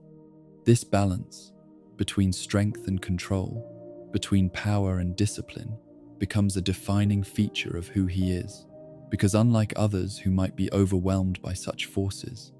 he integrates them into his identity, shaping them through his own will, maintaining a level of awareness that allows him to direct his actions rather than simply reacting to his circumstances. When he eventually steps beyond the prison walls, the world he enters is different, but not entirely separate from what he has known, because the lessons he learned, the patterns he observed, the understanding he developed, all come with him, influencing how he sees this new environment, how he interacts with it, and how he chooses to move within it. Gotham, in many ways, reflects the same structures he has already experienced, though in a different form, because while it is not confined by walls in the same way, it is shaped by power, by control, by imbalance, and in recognizing these patterns, Bane does not enter as someone lost or uncertain, but as someone prepared, someone who understands how such systems function and how they can be challenged or reshaped. His approach is not chaotic. It is not driven by impulse, but by calculation, by planning, by the application of everything he has learned, because for him, strength is not only physical, it is strategic, it is intellectual, it is the ability to see the larger picture and to act within it with purpose and precision. And yet, beneath this structure, beneath the discipline and the control, there remains the foundation of his suffering, the early experiences that shaped him, the environment that defined his beginning, the injustice that placed him on this path. And while he has transformed those experiences into strength, into capability, into power, they are still present, still part of his story, still influencing the way he sees the world and the way he chooses to act within it. His suffering, then, is not only in what he endured, but in what he was forced to become in order to endure it, in the way his life was shaped before he had the chance to choose, and in the understanding that his path was set in motion long before he could alter its direction, creating a story that is built not only on hardship, but on the transformation of that hardship into something controlled, something directed, something that reflects both the weight of his past and the strength he has built from it. As the journey continues, this chapter adds another dimension to the question that remains, showing that suffering can lead not only to loss or confusion, but to strength, to discipline, to a form of control that is built from experience, and that even in such cases, the origin of that strength cannot be separated from the conditions that created it, reminding us once again that to understand who suffered the most, we must look beyond what they have become and into the path that brought them there. Pamela, Isley, Poison Ivy, betrayal by humanity. As the story continues from a life built on endurance and control into one shaped by belief and betrayal, the direction shifts again, because not all suffering comes from being placed into harsh conditions from the start, and not all paths toward change begin with force.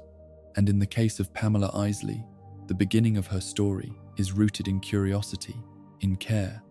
and in a deep connection to something that existed quietly within the world, long before conflict entered her life. From an early point, Pamela showed a strong interest in nature, not just as something to observe, but as something to understand, something that held patterns, systems, and balance in ways that felt meaningful. And while others might have seen plants as background or decoration, she saw them as living parts of a larger system, something that deserved attention, something that deserved respect, and that belief guided her into the field of science, where she could explore those ideas in a more structured way. Her work as a botanist was not driven by a desire for recognition or power, but by a genuine interest in how the natural world functions, how it grows, how it responds to changes, and how it can be protected from harm, because even at that stage, there was an awareness that nature was often treated as something to be used rather than something to be preserved, and that awareness shaped the direction of her studies and the choices she made within her career. In environments meant for research and discovery, there is an expectation of trust, a belief that those working together share a common goal, and for Pamela, that belief guided her interactions, allowing her to focus on her work without constant doubt, But within that same environment, there were others whose goals did not align with hers. Individuals who saw potential, not in preservation, but in control, in the ability to use what she studied for purposes that extended beyond understanding and into manipulation. The shift from collaboration to betrayal does not always happen suddenly, and in her case, it began with small changes, subtle differences in approach, moments where trust was tested without being fully broken. And in those moments, it was difficult to see the full picture, difficult to understand the direction things were moving toward, because the signs were not always clear and the belief in shared purpose remained strong. But as time moved forward, those small changes grew into something more significant, something that could not be ignored, because the work she had dedicated herself to was no longer being used in the way she intended, and the people she had trusted were no longer acting in alignment with the values she held. And in that realization, the sense of safety that once existed began to fade, replaced by uncertainty and concern. The moment of betrayal, when it fully revealed itself, was not just a break in trust, but a turning point that altered the course of her life, because it involved not only deception, but direct harm, an act that went beyond disagreement and into something far more serious, something that placed her in a position where she was no longer in control, where her body and her work were used in ways she did not choose. And in that moment, the boundary between scientist and subject was crossed. The exposure to experimental compounds, the forced interaction with elements that were not meant to be introduced in such a way, changed her in ways that were both physical and mental, altering her connection to the natural world, strengthening it in some ways, but also separating her from the human world she once moved through, because the transformation was not only about ability, but about perception, about how she experienced her surroundings, and how those experiences shaped her understanding of where she belonged. Recovery, in the sense of returning to what she once was not possible, because the changes were too deep, too significant, and instead of moving back, she moved forward, but in a different direction, one shaped by what had been done to her, by the realization that trust had been broken, and by the growing belief that the world she once tried to work within was not as stable or as fair as she had believed. There is a kind of clarity that can come from betrayal, not a calm or peaceful clarity, but one that sharpens perception, that removes certain illusions, that reveals patterns that were not fully seen before.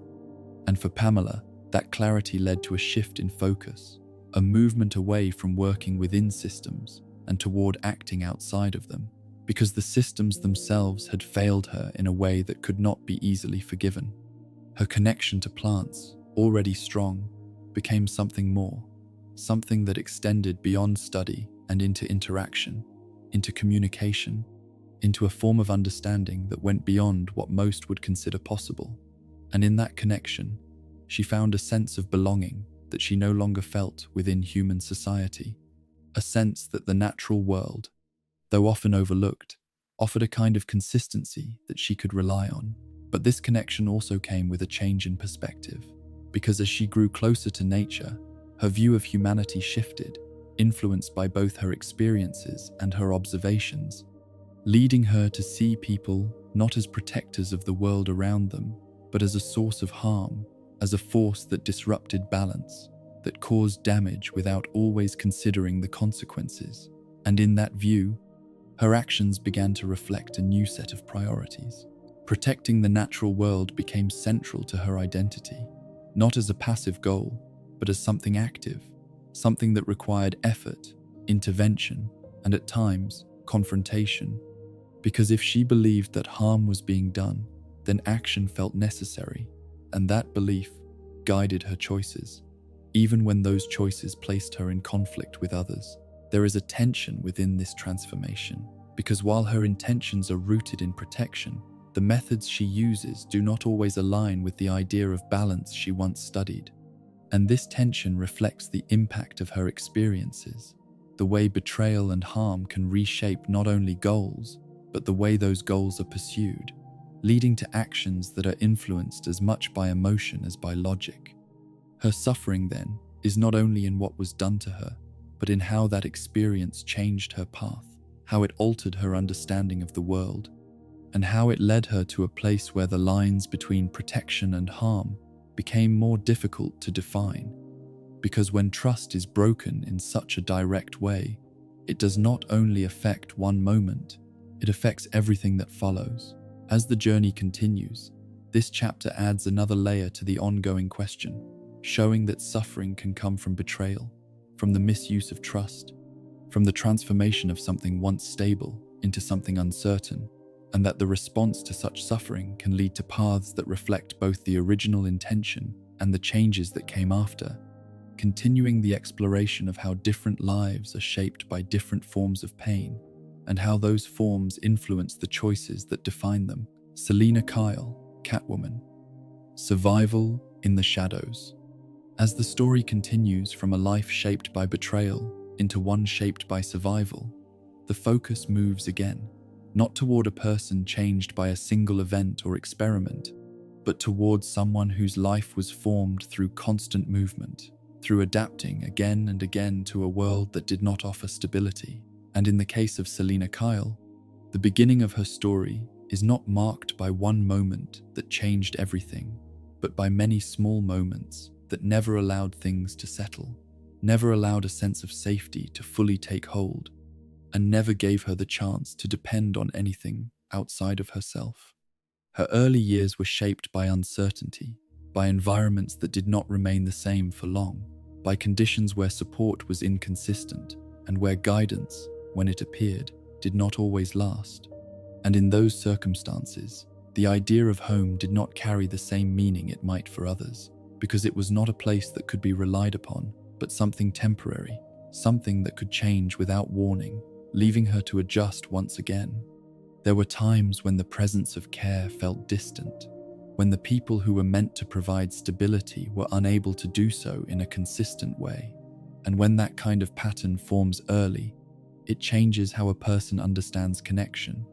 because trust becomes something uncertain, something that cannot be assumed, something that must be approached carefully, if at all.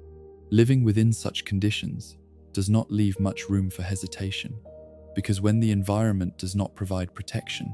a person must learn to create their own. And for Selena, that process began at a young age, not through instruction, but through necessity, through observing what worked, what did not, and how to move through situations in a way that reduced risk and increased the chance of getting through the day without harm.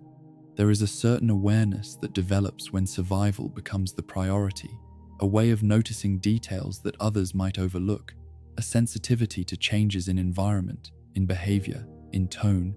and this awareness becomes a tool, something that allows for quick decisions, something that helps in navigating spaces that are not always safe.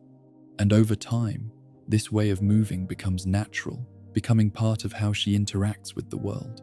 Opportunities, when they appeared, were not always clear or structured, and so she learned to create her own, to find ways to gain what she needed without waiting for it to be offered. And in that process, she developed skills that allowed her to move quietly, to take what was necessary, to remain unseen when needed, and to leave without drawing attention, not as a form of rebellion, but as a method of survival within a system that did not provide for her. This path, while effective in the short term, also created a distance, a separation from the more structured parts of society, because living outside of those systems meant that acceptance within them became more difficult, and even when she moved closer to those spaces, there remained a sense that she did not fully belong, that her experiences had shaped her in ways that did not align with the expectations placed upon others. At the same time, there was an understanding of the people within those systems, an awareness that not everyone had the same opportunities, that not everyone experienced the world in the same way, and this awareness influenced her actions, guiding her decisions in ways that were not always self-serving, because while she acted to survive, there were moments where she chose to protect, to intervene, to help those who faced situations similar to her own, even if those actions placed her at risk. This creates a balance that is not easy to define, because she exists between two worlds, one where rules are followed and one where they are bent or broken, one where she is seen as a threat and one where she acts as a protector. And in that space between, there is a constant movement, a need to adjust, to shift, to respond to each situation based on what it requires, rather than what is expected. Her identity, then, is not fixed in a single role, but fluid, shaped by experience, by necessity, and by the choices she makes in response to the conditions around her. And while this flexibility allows her to adapt, it also creates a kind of isolation, because existing between worlds means not fully belonging to either, and that distance, though not always visible, is always present.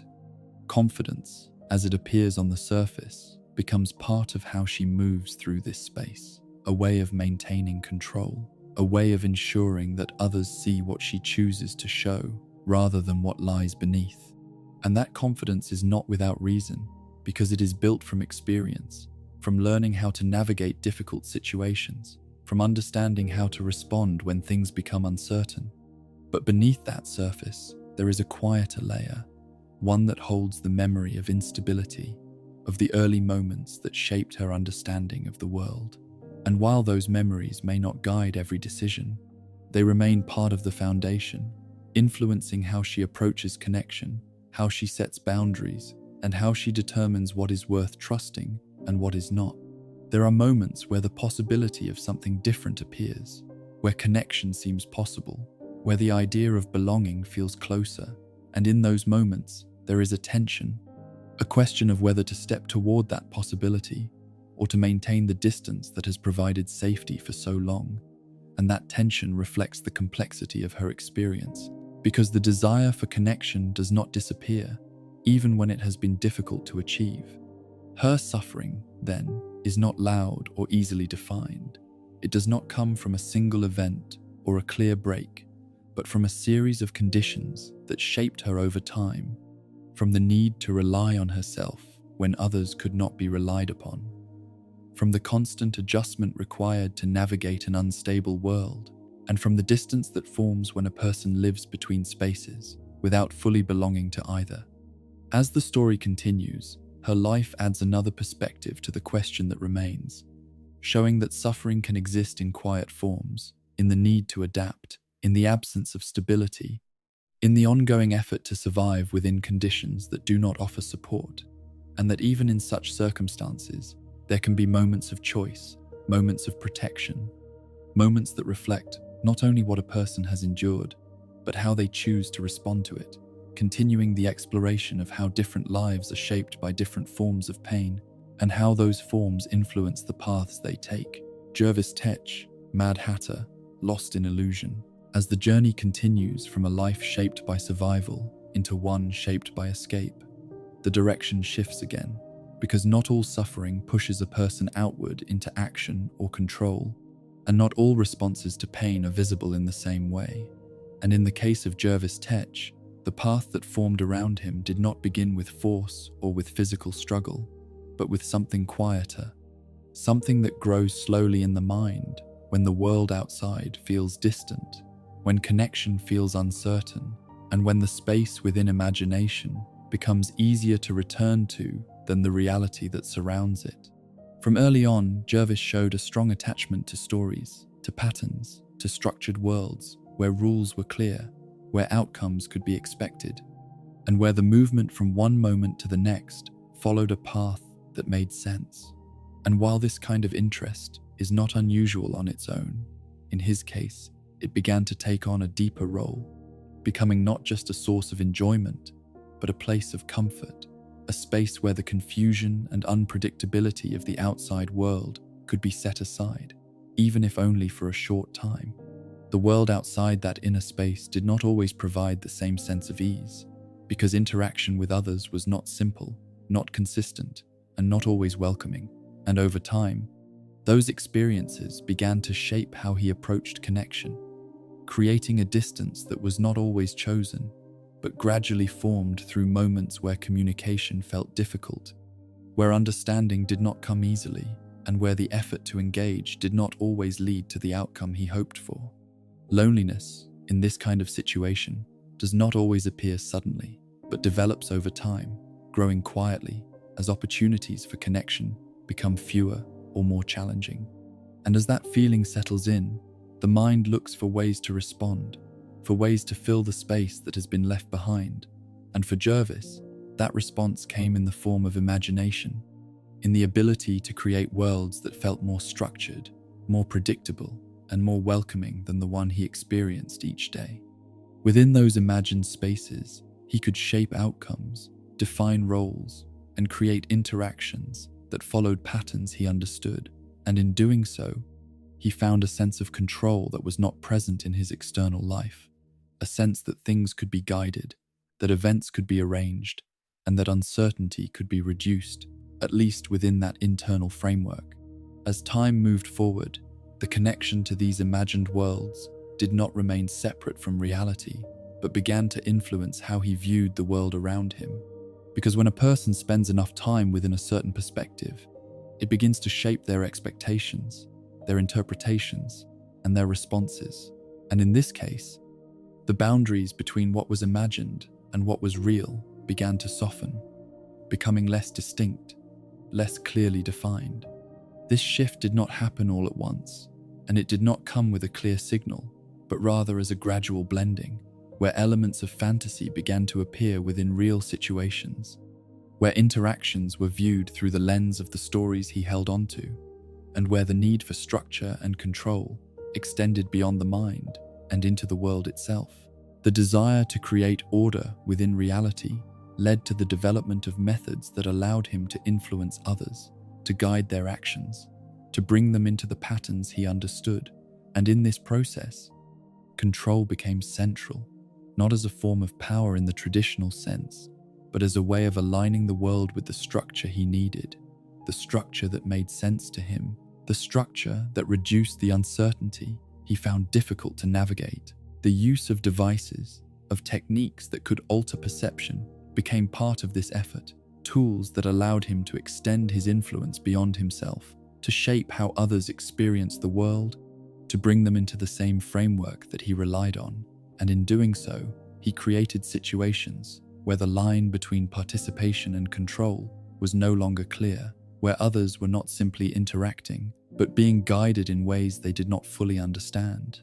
This development reflects a deeper need, one that goes beyond simple preference, because it speaks to the difficulty of engaging with a world that feels unpredictable, that does not follow the patterns one expects. And when that difficulty remains unresolved, the response becomes more intense, more focused on reshaping the environment rather than adapting to it. There is a point where the boundary between imagination and reality becomes so thin that it no longer serves as a clear distinction, where the internal world and the external world begin to overlap in ways that are difficult to separate. And in that overlap, actions are taken based on a perspective that does not fully align with the reality others experience, creating situations that can be confusing, unsettling, and at times harmful. For Jervis, this state is not simply a choice, but a condition shaped by years of experience, by the gradual movement away from a world that felt distant and into one that felt manageable. And while this movement provided a sense of comfort at first, it also created a distance from the shared reality that others rely on, making interaction more complex and understanding more difficult. There are moments within his story where the awareness of this separation appears, where there is a sense that something is not fully aligned, that the world as he sees it does not match what others see. And these moments carry a kind of weight, because they suggest that the division is not complete, that there is still a connection, however small, to the reality outside of his constructed framework. But maintaining that connection requires effort, and when the internal world offers greater consistency, greater control, and greater comfort, it becomes difficult to step away from it, to return fully to a space that feels uncertain.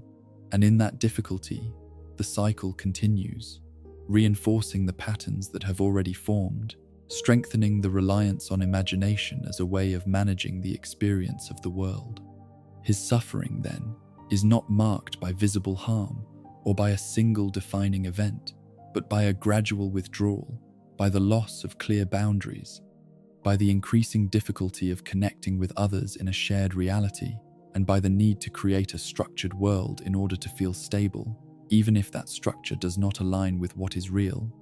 As the story continues, this chapter adds another layer to the understanding of suffering, showing that it can exist within the mind as much as within the body, that it can shape perception as much as action, and that the ways people respond to loneliness, to uncertainty, and to the need for control can lead them toward paths that are not always visible at first, but become more defined over time, continuing the exploration of how different experiences shape different lives, and how those lives contribute to the larger question that remains at the center of this journey. Roman Sionis, Black Mask, a mask that never comes off. As the journey continues from a life shaped by retreat into imagined order, into one shaped by pressure within the real world, the direction shifts again, because not all suffering comes from being pushed away or left alone, and not all pain is formed through absence. And in the case of Roman Sionis, the beginning of his story is defined not by neglect in the usual sense, but by control, by expectations placed upon him from the very start, and by an environment where freedom of self was limited, shaped by rules that were strict, distant, and often cold. Roman was born into wealth, into a position that from the outside might seem stable, comfortable, even desirable, because the resources around him were abundant, the structure of his life carefully arranged, and the future laid out in a way that appeared secure. But beneath that surface, the environment lacked warmth, lacked emotional connection, and lacked the kind of support that allows a person to form a sense of identity that feels genuine and complete. His parents, while present, did not provide the kind of care that encourages individuality, because their focus was not on understanding him as a person, but on shaping him into a version that aligned with their expectations, a version that fit within a certain image, a certain standard, and in that process, his own thoughts, his own preferences, and his own sense of self were not given the space to grow naturally. There is a particular kind of pressure that comes from being guided too tightly, from being told who to be rather than being allowed to discover it. And over time, that pressure does not simply fade, it builds. It creates tension. It forms a divide between the outward image and the internal experience. Because while Roman may have appeared to meet expectations, the part of him that existed beneath that image remained constrained, unable to fully express itself. The idea of the mask, both as a symbol and later as a physical object, begins here, not as something dramatic at first, but as a concept, as the difference between what is shown and what is felt, as the need to present a version of oneself that aligns with external demands, while hiding the thoughts and emotions that do not fit within that structure. As he grew older, this divide did not resolve, it deepened, because the expectations did not lessen, and the space for personal expression did not expand, and with each passing moment, the tension between who he was expected to be and who he felt he was became more difficult to ignore, creating a sense of frustration that did not have an easy outlet. There are moments where a person in such a situation may attempt to push back, to create space, to assert some form of independence, and for Roman, those moments existed, but they were often met with resistance, with reinforcement of the same structure that had been in place from the beginning. And when attempts at change are met with the same response repeatedly, it can lead to a sense that change is not possible within that environment. This realization does not always lead to calm acceptance, and in many cases, it leads to the opposite, to a buildup of emotion that has no clear path outward, to a sense of being trapped within a role that does not feel authentic. And when that feeling remains unresolved, it can grow into something stronger, something more forceful, something that seeks expression in ways that may not be controlled. The turning point in his life did not come as a quiet shift, but as a break, a moment where the tension that had been building could no longer remain contained. And in that moment, the identity he had been holding on to, the one shaped by expectation, began to fall away, replaced by something that reflected the suppressed emotions he had carried for so long. The mask, in its physical form, becomes a direct expression of this transformation, not just as a tool or a symbol, but as something that represents the separation between the identity imposed upon him and the one he now chooses to present, a way of rejecting the past while also defining the present, a way of controlling how he is seen after spending so long being defined by others. But this shift is not without consequence, because the emotions that drive it are not simple, they are not calm, they are shaped by years of suppression, by frustration, by the absence of genuine connection. And when those emotions are finally expressed, they do not always take a measured form, but instead emerge with intensity, with force, with a kind of direction that is influenced more by feeling than by balance. Violence, in this context, becomes a form of expression, not because it is the only option, but because it aligns with the intensity of what has been held back for so long, because it provides a sense of release, a way of asserting control, a way of ensuring that the identity he now presents cannot be ignored or overridden in the way his earlier identity was. At the same time, there is a continuation of the pattern that began in his early life, because even as he rejects the control of others, he begins to create his own systems, his own structures, his own expectations for those around him, shaping his environment in ways that reflect both his desire for independence and his experience of control, creating a cycle that mirrors what he once resisted, even if the roles have changed. There are moments within this path where the connection to his past remains visible, where the influence of his upbringing can be seen in the way he organizes, in the way he interacts, in the way he maintains a certain image. And these moments suggest that while he has rejected one form of identity, he has not fully escaped its influence, because the foundation upon which he builds is still shaped by what came before. His suffering, then, is not only in the control he experienced as a child, but in the way that control shaped his response, in the way it influenced the identity he created, and in the way it continues to affect how he moves through the world, even after he has broken away from the original source of that pressure. As the story continues, this chapter adds another layer to the understanding of how suffering can form, showing that it can come not only from absence or from direct harm, but from restriction, from the lack of freedom to develop naturally, from the pressure to conform to an image that does not align with one's true self, and that the response to such conditions can lead to paths that reflect both resistance and repetition, continuing the exploration of how different experiences shape different lives, and how those lives contribute to the larger question that remains at the center of this journey. The Joker, a mystery of endless pain or none at all. As the journey continues from a life shaped by control and resistance into one that resists definition itself, the direction shifts again, because there are stories that can be traced, patterns that can be followed, and causes that can be understood. And then there are those that refuse to settle into a single form, stories that change depending on who tells them. And in the case of Joker,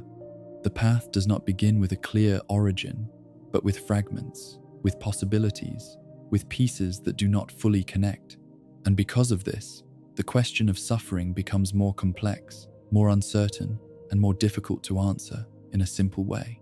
There are versions of his past that suggest he was once an ordinary person, someone who lived a life that did not stand out, someone who tried to move forward within a world that did not offer much in return. And in those versions, there are moments of struggle, moments where plans did not work, where efforts did not lead to success, where the weight of failure began to build, creating a sense that the path ahead was not as stable as it once seemed. In some tellings, there is a sense of loss, a moment where something important is taken away, not in a quiet or distant manner, but in a way that leaves a lasting impact, a moment that shifts everything, that removes the foundation upon which life was built. And in that absence, something else begins to form, something that does not follow the same rules as before, something that responds differently to the world that remains. There are also stories that describe a turning point, an event that changed not only circumstance, but identity, a moment where the person who once existed no longer fits within the new reality, where the experience is so intense, so overwhelming, that it creates a break, not just in what is remembered, but in how those memories are understood. And in that break, the continuity of self begins to fade. But these versions are not consistent, and that inconsistency is important, because it means that there is no single path that can be followed, no clear answer that can be confirmed, and instead, there is only uncertainty, only the possibility that the truth exists somewhere within these fragments, or perhaps nowhere within them at all. Because when a story changes depending on who tells it, it becomes less about the details and more about the idea that those details cannot be fully trusted. This uncertainty creates a different kind of space, one where interpretation takes the place of fact, where the absence of a clear origin allows for multiple perspectives. And in that space, the idea of suffering becomes something that cannot be easily measured, because if the past cannot be clearly defined, then the source of pain cannot be clearly identified. There is a possibility that he experienced moments of hardship, that he faced challenges that shaped his early life, that he encountered situations that left marks, that influenced how he saw the world, and that contributed to the person he would become. And in that possibility, there is a connection to the patterns seen in other lives, where suffering leads to change, where pain influences direction, where experience shapes identity. But there is also another possibility, one that suggests that the connection between past and present has been altered, that whatever may have happened before has been changed in the way it is remembered, or perhaps removed entirely, leaving behind a version of the self that does not carry the same weight, that does not respond to the world in the same way, that operates without the same reference points that guide others. In this version, the idea of suffering is not absent, but transformed, turned into something else, something that does not remain as pain, but becomes something that is expressed outwardly, something that influences actions in ways that do not follow the patterns seen in others. Because instead of seeking resolution, there is a movement toward disruption, toward unpredictability, toward actions that do not aim to restore balance, but to challenge it. The way he interacts with the world reflects this uncertainty, because his actions do not follow a clear logic, they do not remain consistent over time, and they do not always align with a single goal. And in that unpredictability, there is a sense that the usual connections between cause and effect have been loosened, that the path from experience to action is not as direct as it might be in other cases. There are moments where his words suggest awareness, where he speaks in ways that hint at understanding, at observation, at a perspective that sees beyond the surface. And then there are moments where that sense disappears, replaced by something more chaotic, something that resists interpretation. And this fluctuation adds to the complexity of his character, making it difficult to determine whether there is a consistent core beneath it all. If suffering once existed in his life, it may have been reshaped, altered in a way that removed its original form, turning it into something that no longer resembles pain in the way others experience it. And if that is the case, then the question becomes not only what he suffered, but what happened to that suffering, how it changed, how it was processed, and how it led to the person that now exists. On the other hand, if the past is not as it is sometimes described, if the fragments do not connect in the way they appear to,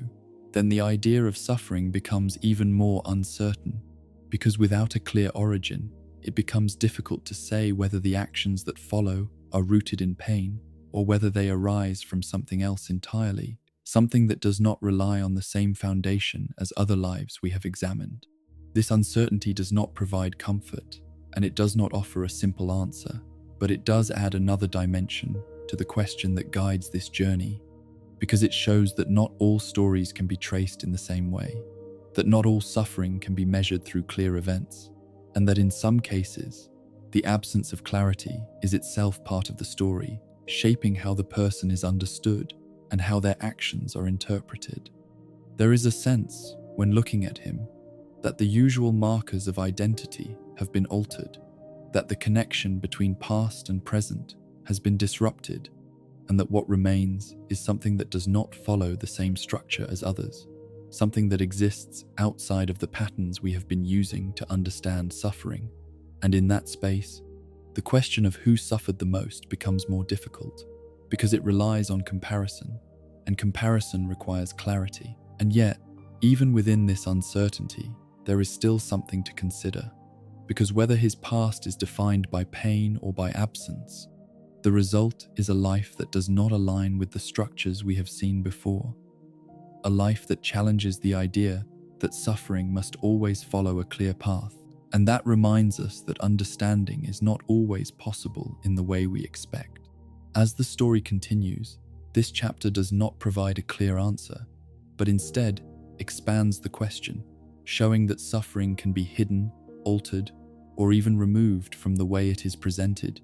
and that in some cases, the lack of clarity becomes part of the experience, part of what shapes the person and how they are seen, adding a final layer of complexity before the journey moves toward its conclusion, where all of these lives, all of these experiences, will be considered together in the search for understanding, weighing the pain, who suffered the most. After moving through so many lives, each shaped by a different kind of experience, the path now reaches a point where the question that has been present from the very beginning begins to return with greater weight, because it is no longer a simple idea, and it is no longer something that can be asked without considering everything that has come before, and now it must be faced directly, not with a quick answer, but with careful thought, because asking who suffered the most means looking at lives that cannot be easily compared, lives that were shaped in different ways, under different conditions, and with different outcomes. At first, it may seem possible to compare suffering by looking at what can be seen clearly, by considering physical pain, by thinking about injuries, about changes to the body, about conditions that cannot be reversed. And in this view, there are those whose suffering stands out, those who experienced transformations that separated them from the world in visible ways, those whose lives were altered in a moment that could not be undone. And this kind of suffering carries weight, because it is constant, because it affects every interaction, because it cannot be easily set aside. But as the story has shown, not all suffering is visible, and not all pain can be measured by what is seen, because there are lives shaped by emotional experience, by the loss of connection, by the absence of care, by the breakdown of trust. And this kind of suffering does not always leave clear marks, but it shapes thought, shapes behavior, shapes identity in ways that can last just as long, even if they are not immediately noticeable. There are those whose pain came from being rejected, from being pushed away, from being treated as something other than what they were. And in those lives, the suffering is built over time, formed through repeated experiences that create a sense of distance, a feeling of not belonging. And when that feeling remains without change, it begins to influence how a person sees themselves, how they believe others see them, and how they choose to respond to the world around them. There are also those whose suffering came from loss, from the removal of something important, from the breaking of a connection that once gave meaning to their life. And in those cases, the pain is tied to memory, to the constant awareness of what once was and what is no longer present, creating a kind of weight that does not fade easily, because it is carried forward in every moment that follows. And then there are those whose suffering exists within the mind, shaped by perception, by thought, by the way the world is understood. And in these cases, the pain may not come from a single event or a clear cause, but from the ongoing experience of navigating a reality that does not feel stable, that does not feel clear, that does not provide the same sense of connection that others may experience. And this kind of suffering can be difficult to measure because it does not follow a simple pattern, and it does not always present itself in a way that can be easily compared. As we consider these different forms, the idea of comparison becomes more complex, because how does one weigh physical change against emotional loss? How does one compare a lifetime of rejection to a single moment that changed everything? How does one measure the impact of a broken belief against the impact of a broken body? And in asking these questions, it becomes clear that suffering does not exist on a single scale, and it cannot be easily placed in order from least to greatest. There is also the question of how each person responds to what they experienced, because suffering does not only exist in what happens, but in how it is processed, how it is remembered, and how it influences the path that follows. And in this sense, there are differences between those who hold onto their pain, who carry it forward in a way that keeps it present, and those who are shaped by it more completely, who allow it to become part of their identity in a way that changes everything that comes after. Some remember clearly, holding on to the details of what happened, aware of the cause, aware of the impact, and in that awareness, their suffering remains connected to something specific, something that can be traced, something that can be understood even if it cannot be resolved. And this kind of memory can be both a burden and a guide, influencing choices, shaping actions, and maintaining a link to the past. Others, however, are changed in a way that goes deeper, where the connection between past and present is not always clear, where the experience has reshaped how they think, how they feel, and how they interact with the world. And in these cases, suffering is not something that is simply remembered, but something that has become part of who they are, influencing every decision without always being recognized as a separate force. This difference adds another layer to the challenge, because it means that suffering is not only about what was experienced, but about what remains, about how that experience continues to exist within the person,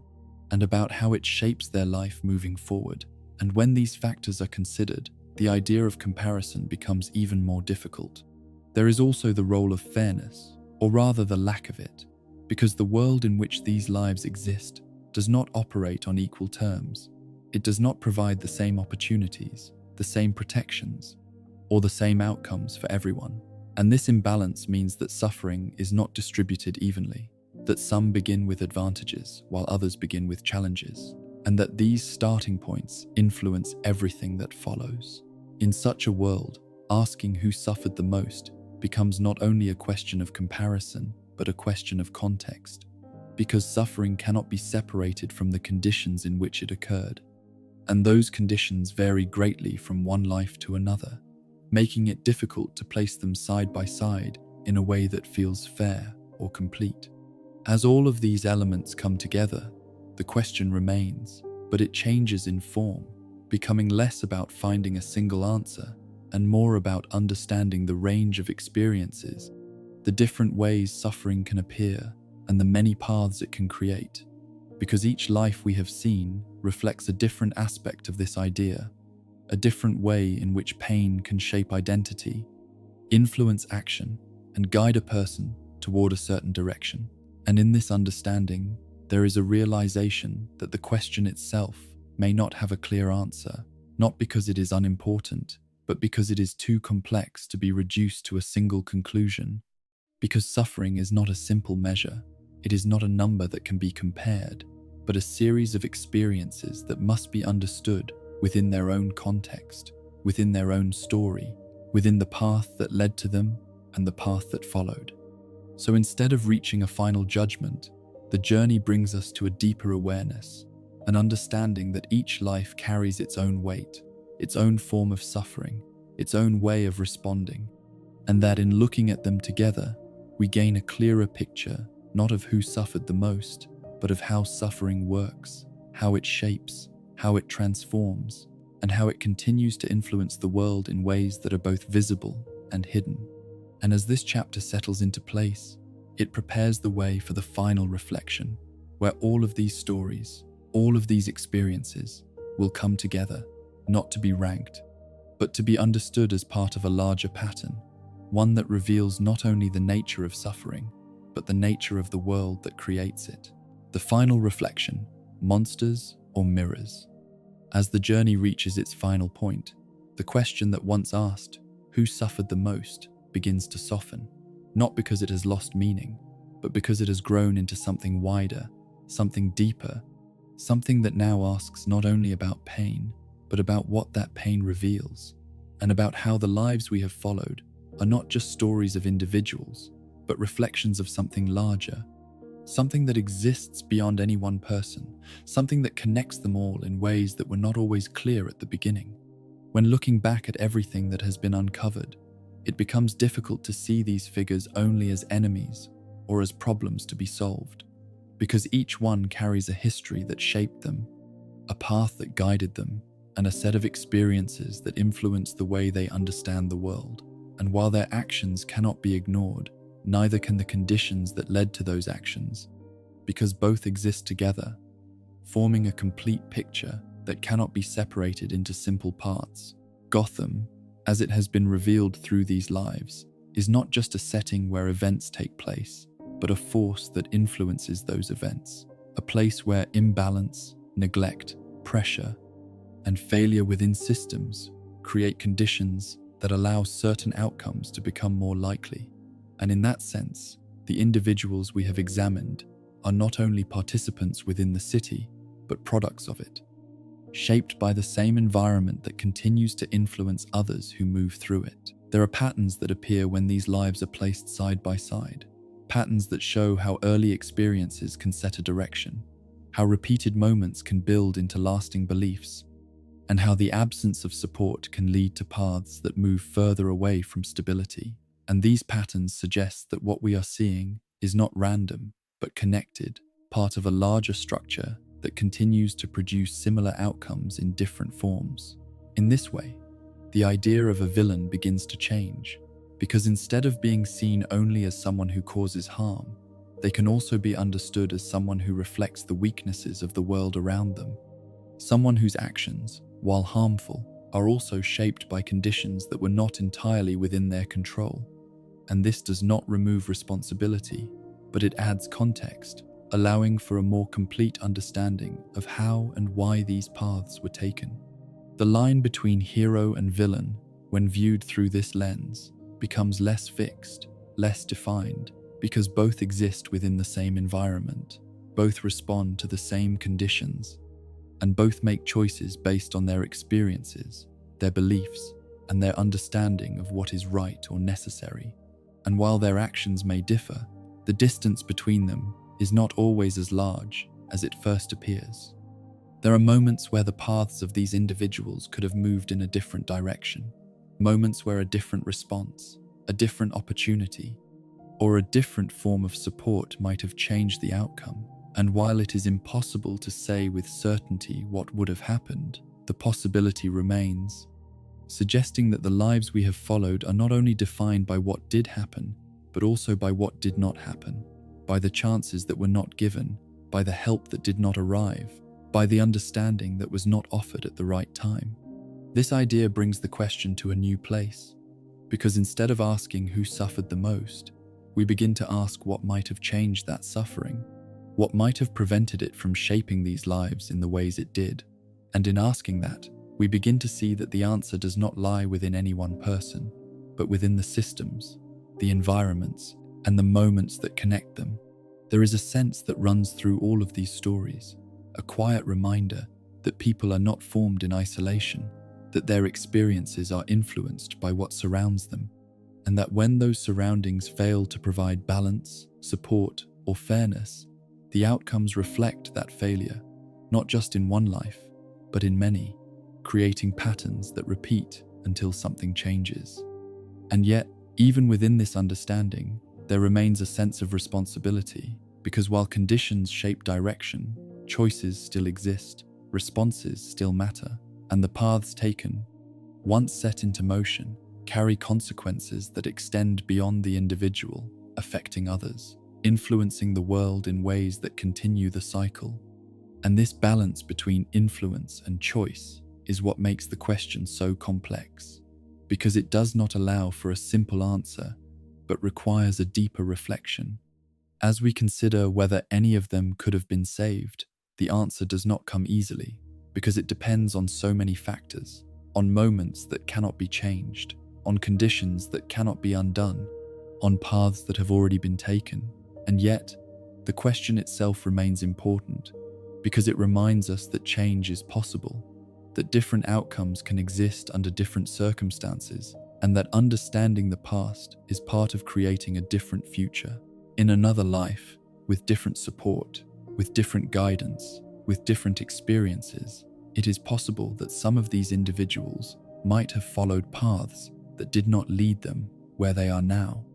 And this possibility does not erase what has happened, but it adds a layer of understanding, a recognition that the line between who they are and who they might have been is shaped by more than just their own actions. And so, as the story comes to a close, the idea of monsters begins to fade, replaced by something more complex, something that reflects both the individual and the world that shaped them,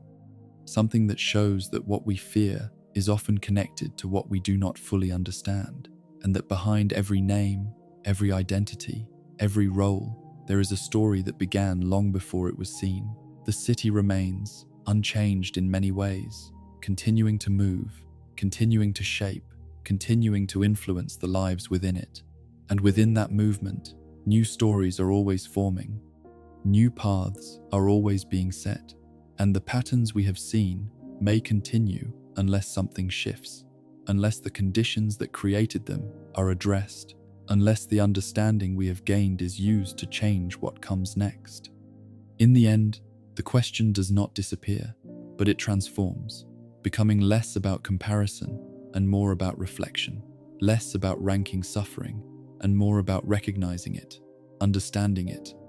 and considering what it reveals about the world in which it exists, leaving us with a final thought that lingers quietly, not demanding an answer, but inviting consideration, asking not only who they were, but what they represent, and what might change if the world around them chose a different path. As the stories settle and the noise of Gotham slowly fades, the city begins to feel different, quieter, as if the weight of every life we have followed is gently drifting into the distance, no longer sharp or heavy, but soft, like distant echoes carried by the night air. The faces behind the masks, once filled with tension and conflict, now seem still, resting in a space where nothing needs to be solved, where no question demands an answer, and where even the most complicated paths can simply exist without pressure.